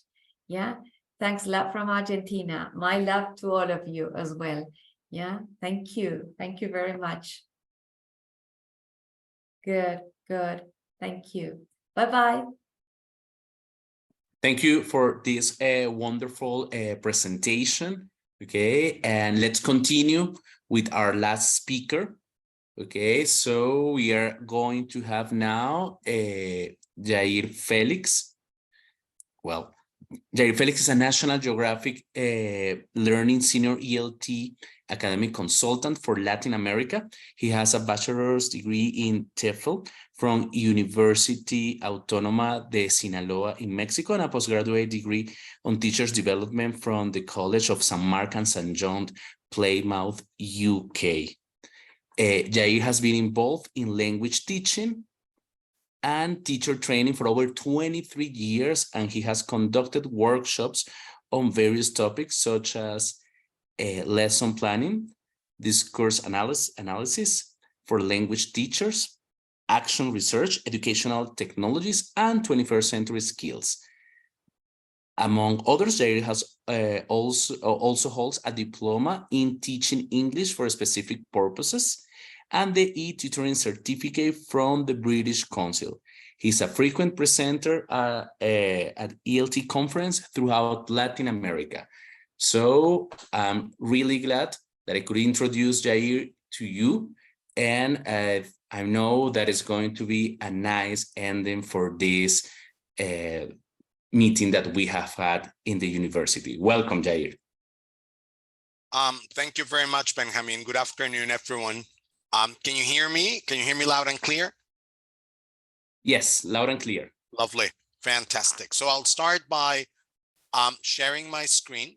I know this is the very last session of today, and I understand it's also the very last session of the conference. So I promise I'll do my best to make it worth. And since I have a lot of content to share with you, and it's sort of like limited time, let's just let's just jump right into it. And today we're going to be talking about the power of content in English language teaching.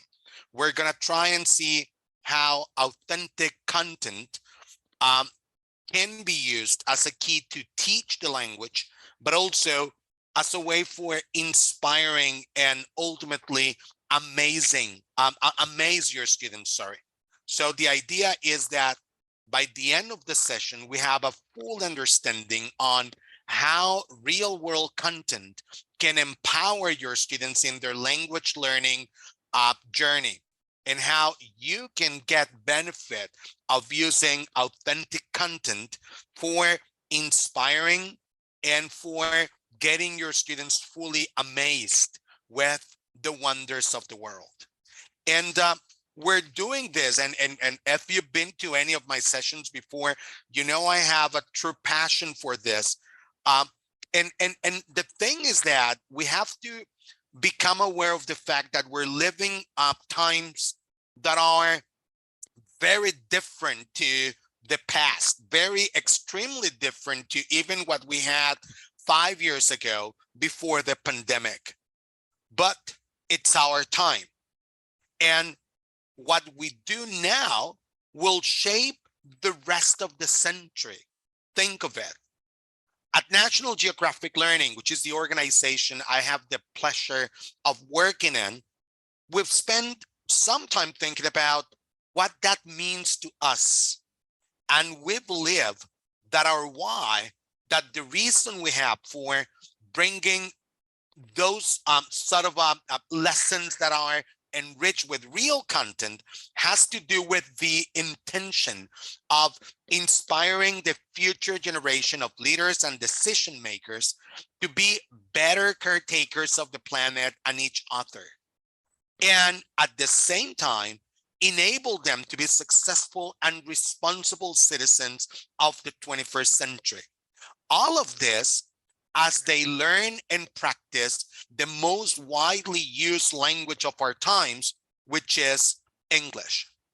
And based on that concept, and based on the position of English as the true lingua franca of our times, is that we are committed to our philosophy of bringing the world to the classroom and the classroom to life. And we really look forward to the possibility of transmitting that philosophy to all of you, so that you can actually get into the idea of teaching English through real world content, so that you can also allow for students to get inspired and amazed by the amazing content that the world offers. And you can bring such content into your classrooms, and in that way, bring your classrooms to life. And just to get us all on the same path and on the same level of understanding, I have a little challenge for you. And for this, I'm going to ask you to use the chat box to give me the answers to the questions that I'm about to present to you. Let's take a look at this first image on your screens. It's a delicious cup of coffee. I can certainly use some coffee right now, but that's not surprising because I'm a heavy coffee drinker. But and that's why I decided to use this first image for this activity. But my question is not what is it, because that's pretty obvious, right? It's a cup of coffee. But the question is, how many gallons of water does it take to make a cup of coffee? How many gallons of water does it take to make a cup of coffee? Anyone have a guess? Type it in the chat box.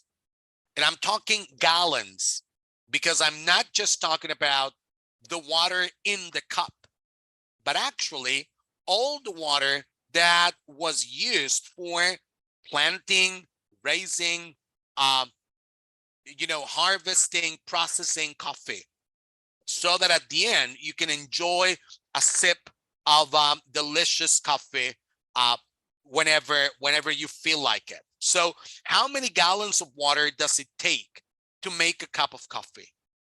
Any idea? A quarter? Okay. 1,000.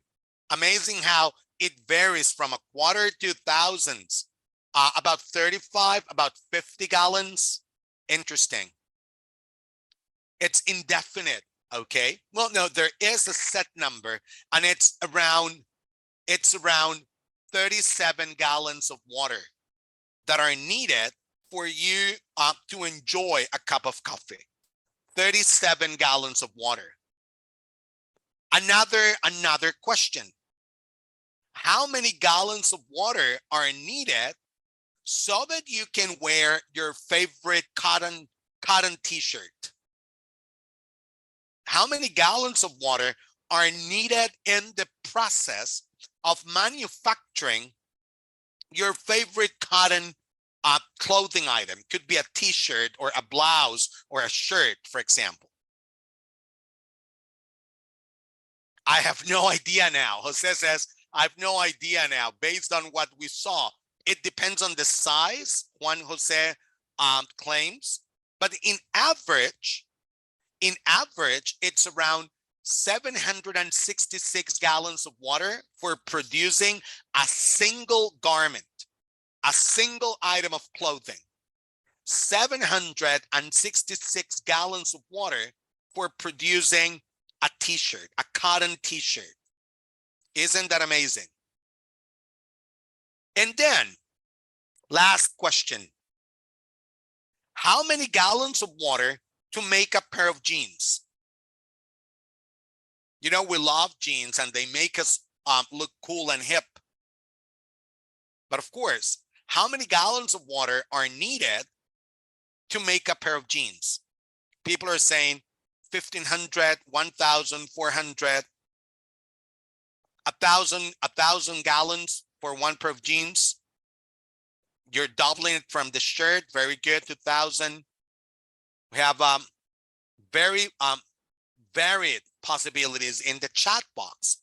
And the answer is 2,900 gallons of water. 2,900 gallons of water are needed to make a pair of jeans. So did any of that information that I just shared with you surprise you? Did it get you thinking? Okay. And of course it did, right? You couldn't imagine the quantity. Absolutely. All the information that I just shared came from this infographic. The graphic explores the hidden quantity of water in many everyday things.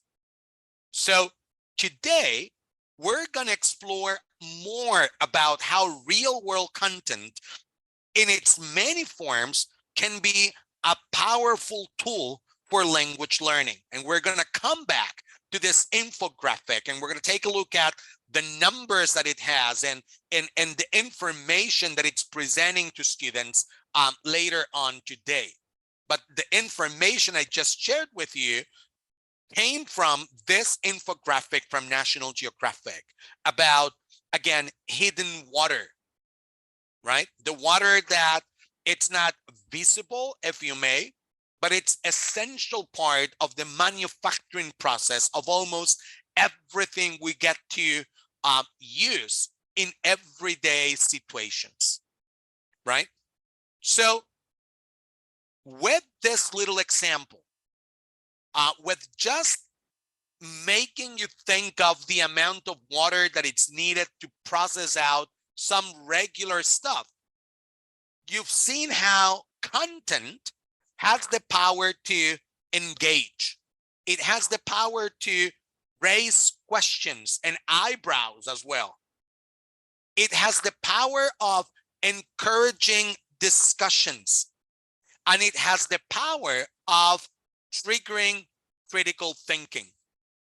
So in our presentation, I want to demonstrate how, and have you experienced the power of content. The power of content in helping prepare students for success. I firmly believe in content that brings the world to the classroom and using that content to bring your classroom to life. So the idea of this session is exactly that.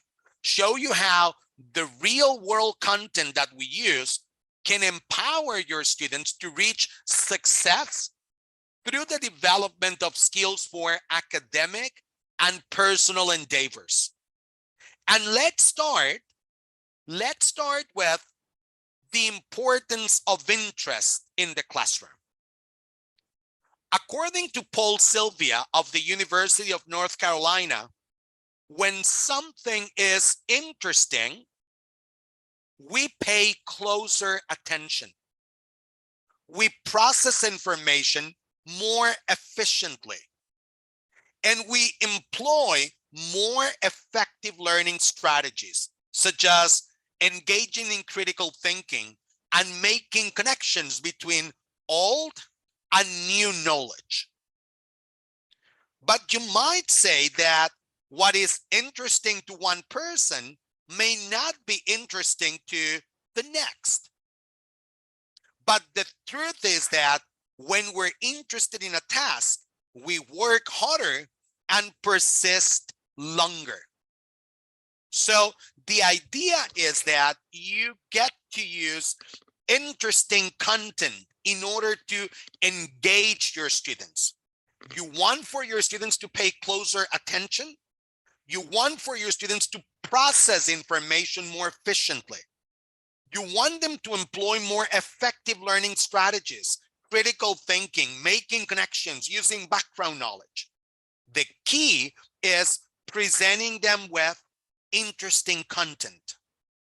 And interesting things generally share a number of characteristics. The research from the University of North Carolina suggests that to be interesting, material, the content, the input that you present to your students must be novel, must be complex, but at the same time, comprehensible. That means introducing ourselves or others to things we haven't encountered before, or novel aspects of familiar things, and making sure they are neither too obvious nor too easy or nor too complex. And then understandability is critical. So when considering bringing in real world content into your practice, make sure that content is novel. It introduces something that was previously unknown to your students. It's complex, but at the same time, comprehensible. So it's not way too easy, and in that same way, uninteresting or over challenging for students to comprehend. And when you think of it, that is exactly what you experience with this infographic. You learned something new about a fairly complex topic, the topic of hidden water. And it was made comprehensible with images and numbers. So through this infographic, we managed to cover these three aspects that we presented before: novelty, complexity, and comprehensibility, right? So we learned something new. The topic is fairly complex, and it was made comprehensible with images and numbers, right? Exactly. And it motivates students, absolutely, as someone's mentioning in the chat box. So central to everything we do at National Geographic Learning is selecting content that engages and that acts as a springboard for the kind of learning and the kind of skill acquisition we want our students to experience. But then you might wonder, how is it that we choose the content? How we choose content for our language learning materials is essential, and it's by far one of the most complex things we get to do.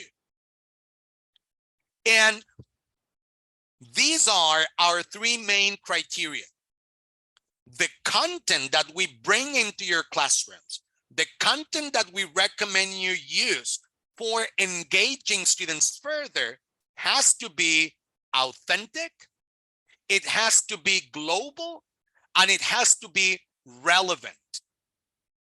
And let me show you quickly what we mean by these words. So here's a photo that illustrates happiness. Is it successful? Can you see happiness in the image?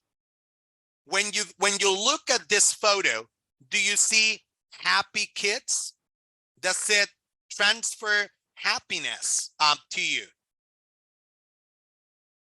Let's see yes or no in the chat box. Catherine says, yes, they look happy. Absolutely. Very good. So yes, they look happy. Now, here's another photo illustrating happiness. Which one would you say is more successful at transmitting the concept of happiness? The first one or the second one? Number two, the second one. Very good. Fantastic. And then I want you to think of what makes this one, the second photo, more successful at illustrating happiness. Why are you saying the second one instead of the first one? If when you think of it, you are looking at images that both showcase children looking happy. Why is it that you're saying that this one, the second one, is more successful at transmitting happiness?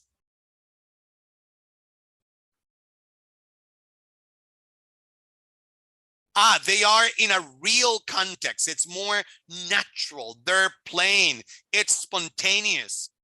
Very good. They transmit spontaneous feeling of happiness. It's real. You know, the key word is authenticity. It's authentic. It's not a modeling shot. This second photo pulls us in. We can feel the emotion and we can relate. We want to know where they are. It awakens our curiosity. So authentic photography and images reflect the real world and evoke emotion. It promotes curiosity and it triggers awareness, right? So that is why we feel that concepts like this and the use of authentic content promotes this notion of learning from true sources, and it's involving social and emotional learning at the same time. And it's not only authentic, the content that we choose, but as you saw on the list, is also global. And by global, we don't mean exotic. It means featuring people from all over the world doing inspiring things. In the images that you have on the screen right now, you can see Panud Hadiswoyo, a conservationist at the Orangutan Information Center in Sumatra, in Indonesia. You can also see Wasfia Nasreen, a mountain climber, an activist, and a writer from Bangladesh. And you can see Anand Barma, a science photographer from the US. These are all National Geographic explorers. They are role models and they're relevant to learners. And them are also English language learners. None of them had English as their first language. So we can use these people not only as inspirational in the sense of what they've done professionally, but also we use them as role models for language learning and performance and further development in the practice of English, right? And then third is finding content that is relevant to learners so they can see themselves in it, so they can personalize and make connections that enhance their learning. So if we're going to be talking about, I don't know, typical food, a focus on food, let's talk about a group of women in Mexico that spend all day Saturday preparing tamales for a Sunday meal. Let's bring the real world into the classroom. Let's just go over the traditional, let's talk about hot dogs and hamburgers, and let's talk about the real deal. Let's bring again the world into the classroom. And we carefully, I should say, choose content that it's relevant, making sure that we hit a wide range of interests. We look at the unusual or novel aspect of a topic, meaning that students and teachers are always learning, but at the same time, they're always interested. And that is, again, part of the power of content. I love how Esther is saying, inspiring content to enhance meaningful learning processes. Absolutely. We're taking real life in the class. That is exactly the power of content. So my question to you would then be, how does this authentic, global, and relevant content translate into academic success or preparedness? What does all these beautiful images and interesting topics have to do with getting students ready for academic and personal social use of English? How can we guarantee success in the learning process by using real world content? Well, first, let's define the concept of success. And my question to you would be, what does success mean for your students? If your students want to learn English in order to be more successful, what does success mean for your students? Any idea of what is it that they have in their minds as a successful experience using English? What does success mean for your students? Anyone? Let's see the chat box here. Happiness. Goal achievement. Very good. To pass the course. Absolutely. That is success at some level. But when you think further, that would be like immediate success, Lilia, right? Absolutely. Goal achievement, being able to communicate effectively, to show their progress, expressing their ideas and emotions. Very good. They could use English as a tool in different aspects.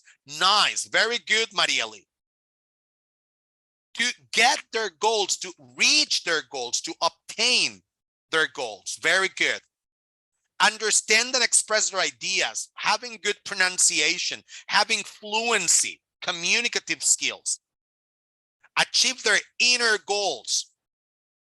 Fantastic. When they feel that they can use language in better ways, to be understood, to feel motivated, beautiful ideas of the concept of success.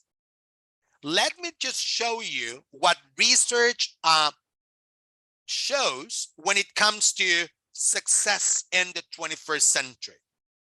According to research, the successful 21st century learner has global awareness.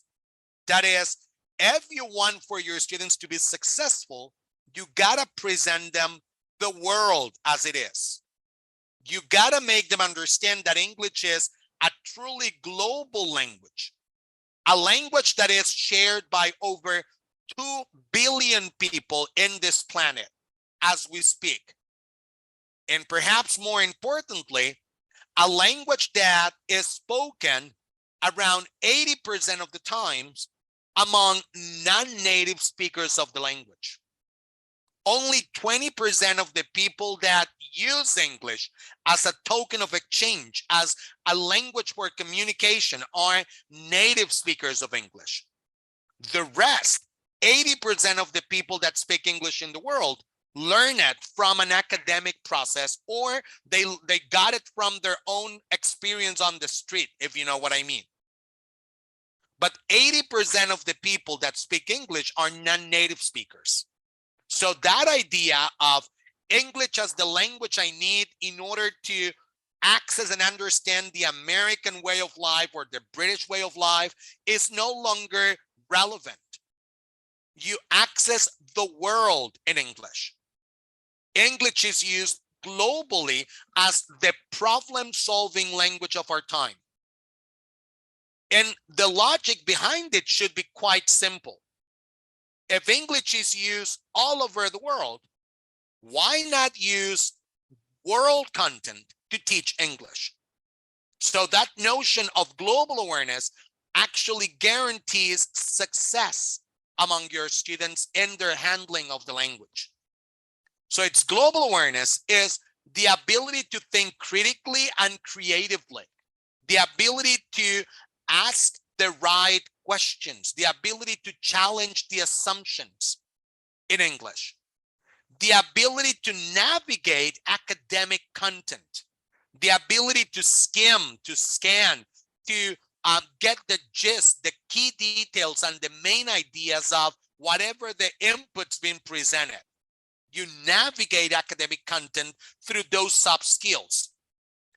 The ability to be literate in a non-traditional way.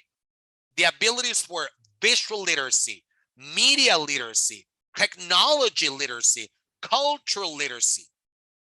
And overall, as you very well stated in the chat box, what's gonna provide success to your students in their handling of English is the ability to communicate, which is what you guys stated. So these are the skills that we believe the 21st century learners need in order to fully participate and succeed in their academic, work, and personal endeavors. And let me show you how real content promotes these skills. And as we do this, keep these skills in mind. Keep these skills of global awareness, critical thinking, creative thinking, the ability to navigate academic content, new literacies, and communication in mind.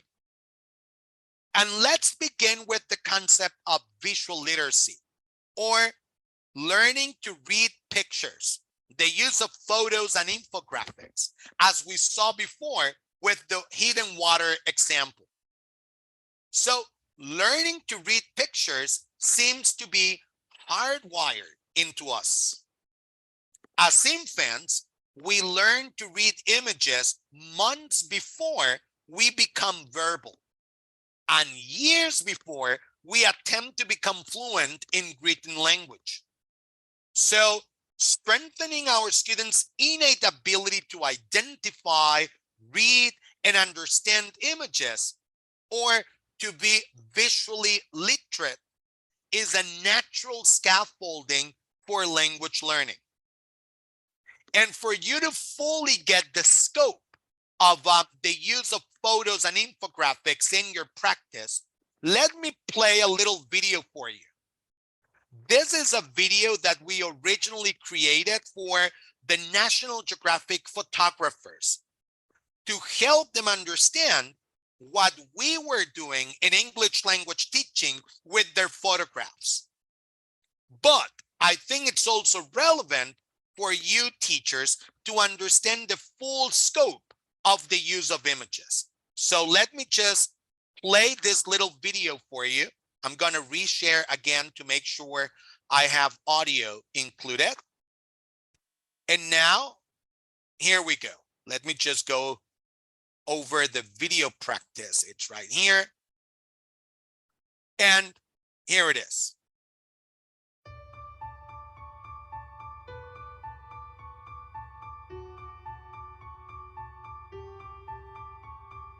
Learning to speak English as a foreign language has become an essential part of a 21st century education. There are 2 billion people of all ages learning English around the world.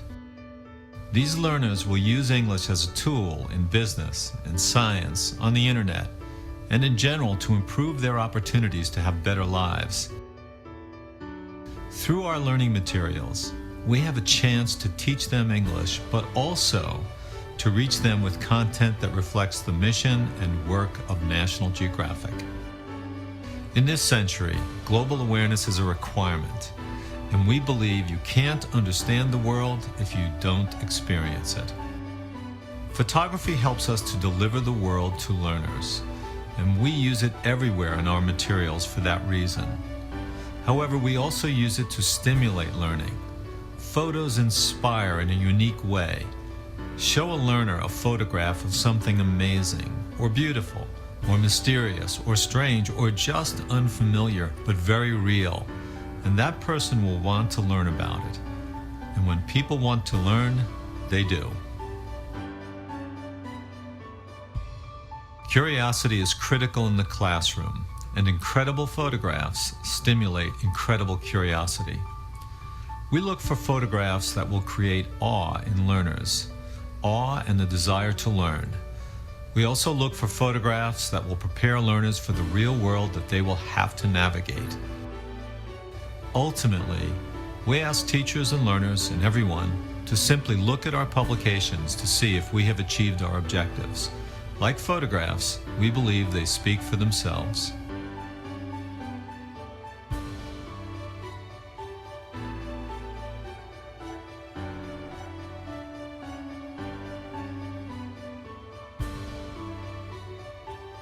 With incredible National Geographic photography and video, we can bring the world to the classroom and the classroom to life. So, as we saw in the video, photography can provide a wow effect. It can intrigue, right? Showing unusual places or situations can draw students in, and that in itself causes them to reach for associations and understanding through prior experiences and knowledge. Sometimes starting with the simple question, wow, where is that? And take a look at the image on the screen. Where do you think this is? Any ideas? Do you feel in any way intrigued or attracted or engaged by the image on your screen right now? Do you want to know where it is?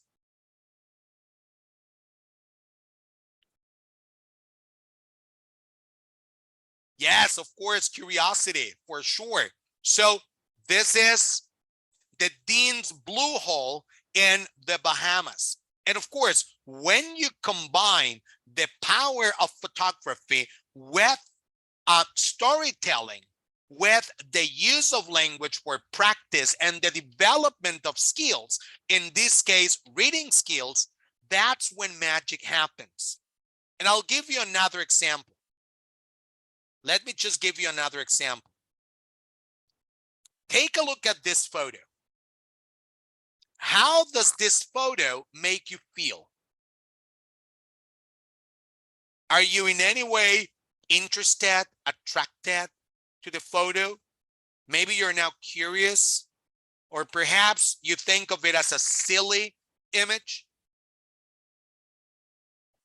Okay, but we all have for sure an idea of how we feel on regards of this photo, or maybe you just feel indifferent or you feel observed. Very nice. Now, what do you imagine the photographer was trying to capture when he shot this photo? What do you think the photographer was trying to capture when he took the picture? He was trying to capture a smile, perhaps? Very good. Now, what if I told you Joel Sartori, the National Geographic photographer, took this photo for the Photo Art project, where he's trying to photograph as many endangered species as possible? Does that change how you feel about the photo? Knowing that this is an endangered species, that the photographer actually took the image in order to preserve a visual testimony of an animal that it's perhaps in risk of extinction. Does it change your appreciation of the image? Do you feel differently towards it? And chances are you do. Absolutely. Right. Absolutely. And that is because just by knowing more facts, you have established an emotional connection. And according to Serena Triaca, the potential of photography is more than being simply a reproduction of reality. The potential can be found in its ambiguity, in its ability to connect with our emotions, to invoke deduction, to invoke speculation, and even get to trigger fantasy. That is the power of images. And it's been demonstrated by this set of exercises. Absolutely. And we know that great photos can aid in comprehension, and it can trigger an emotional connections. It can get students talking, and it can drive meaningful communication. But how can looking at pictures make my students better readers and writers, for example? Because maybe you're thinking now, yeah, this is all really cool, and we like great photos. Or as you're saying, in Marisol, in the chat box, yeah, whatever. Yeah, it's a nice photo, but what about it, right? I don't have the answer for everything. So maybe you're wondering, how can looking at pictures make my students better users of English? And I have an example for that as well. Let's take a look at yet another real photo. Take a look at another real photo. What's going on in this picture?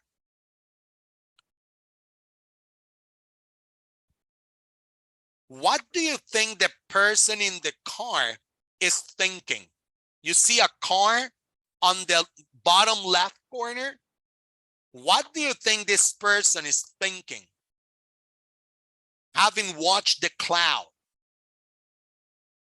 Scared. It's Judgment Day. Judgment Day, absolute. Armageddon, right? Armageddon, absolutely. What more can you find in the picture? And again, these are deceptively open-ended questions, right? And the goal is to help students notice details and make observations. So we don't want them to have all the answers. We don't need them to have all the answers, but we want for them to get into analyzing and observing details. And through that process, they might get into producing some language. Practicing visual thinking skills with these images can be fun and a quick activity, but it can also hone important skills that transfer to the use of language, particularly reading and writing.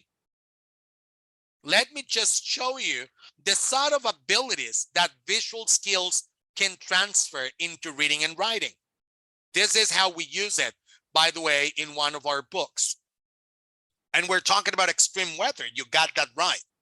So visual skills that can transfer: slow down, be more methodical in your analysis, look at the photo again and notice details, try to make connections. Have you ever been in a tornado, or do you know anyone that's been in a tornado? Have you ever watched a movie on this topic?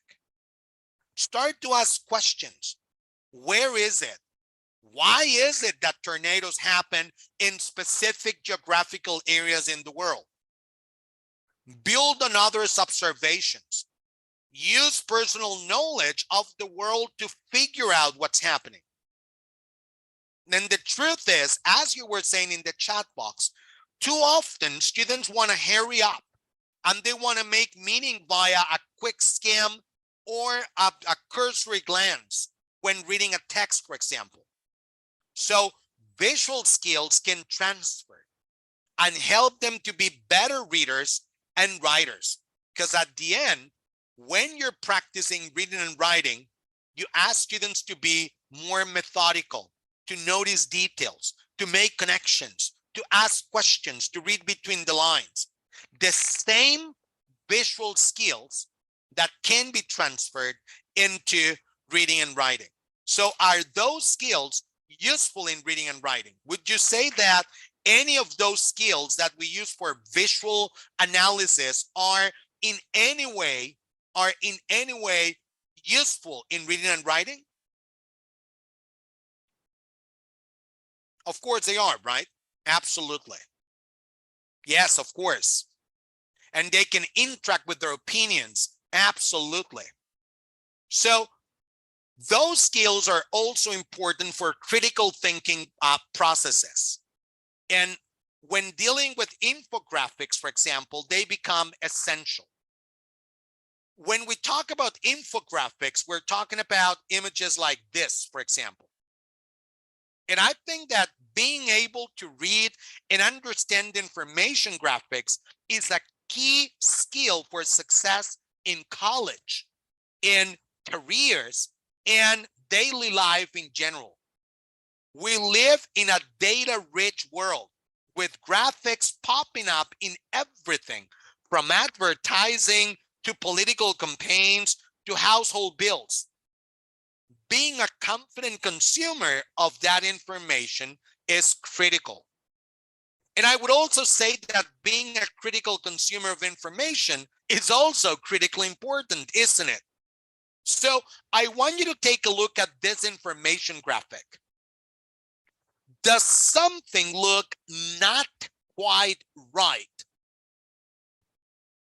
What is off? What is wrong with this infographic? And this is an actual infographic from Microsoft. But there's something wrong with it. Take a look at it.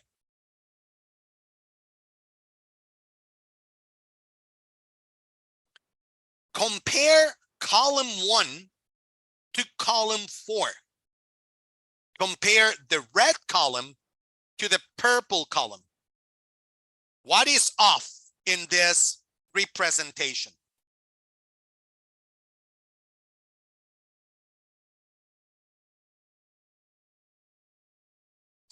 Notice how for representing 100 million, they have 3 lines here. And then for representing 117, they have the double. Exactly. The size is off. There's poor representation of difference in money. And when you become a critical consumer of visual input, when you get more and more familiar with the analysis of visual information, you can detect that on a snap. And it becomes also part of your daily practice of language, right? So you gotta remember, and we're talking about the power of infographics and charts, because today, creators of high stakes tests have taken note of the growing importance of infographics. And for example, a few years ago, back in 2018, the takers of the SAT exam, the most important exam in the US, they encountered graphics, not only in the math section, but also in the reading, writing, and language sections, right? So it is also important that we get to use this sort of images for promoting not only real content practice, but critical thinking and creative thinking as well. And so to conclude with my session, we have looked at the power of authentic, global, and relevant content in photos and infographics and in text. And I want to end with probably the most powerful kind of content for language learning. And to me, that is real-world video. Teachers who use instructional video report that their students retain more information, they understand concepts more rapidly, and are more enthusiastic about what they're learning. I'm going to play the first part of this video for time's sake. And I want you to think about how you could use this to promote the skills students need to succeed. Let's take a look.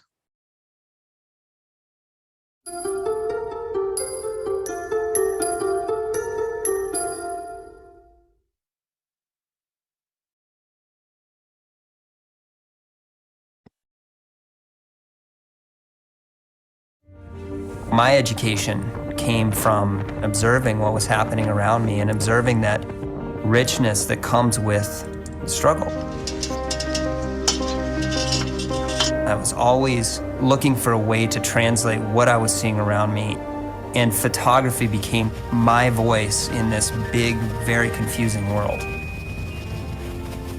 And that was the beginning.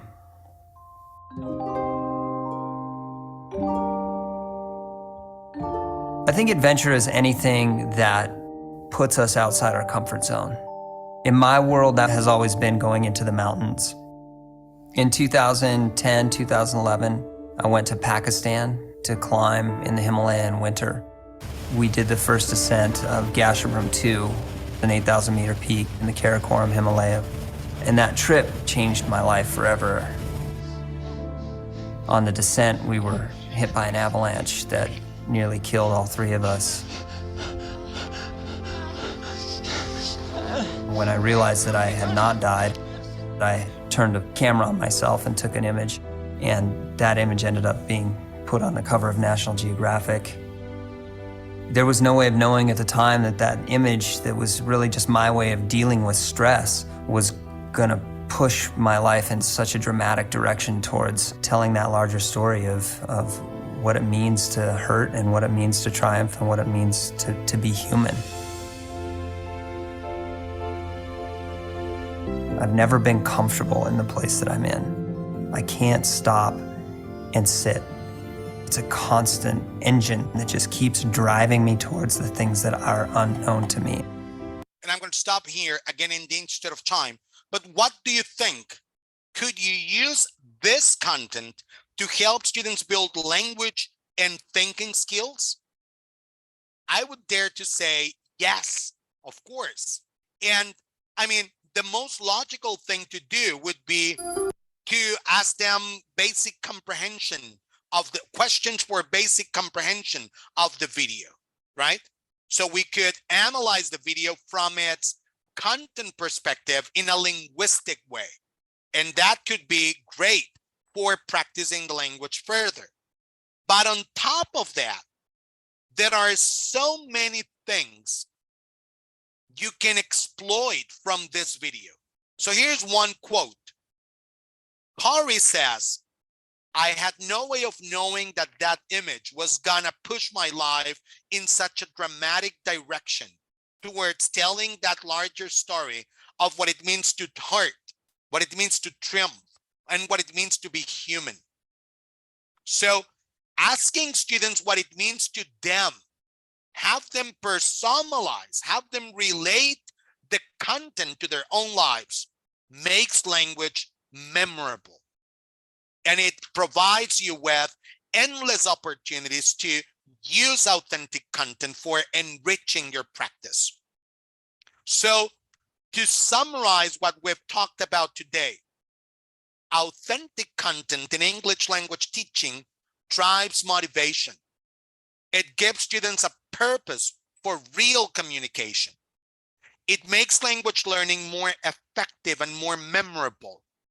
And it helps students develop the skills they need to succeed in this century.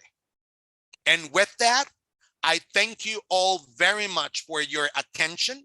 I don't know if we had time for getting questions, but if we didn't, you have my email address and my social media contact on your screens. You can email me or get in touch with me through Facebook, and I'll be more than happy to share some ideas with you. Thank you all very much. And Benja, over to you. Yes. Well, thank you very much, Jair, for this wonderful presentation about the power of content. I know that you made a great effort to transmit all the information, and you did it in an excellent way, as you usually do. Well, we are getting to the end of this summit. It's been an honor for us to share the stage with the University Ricardo Palma.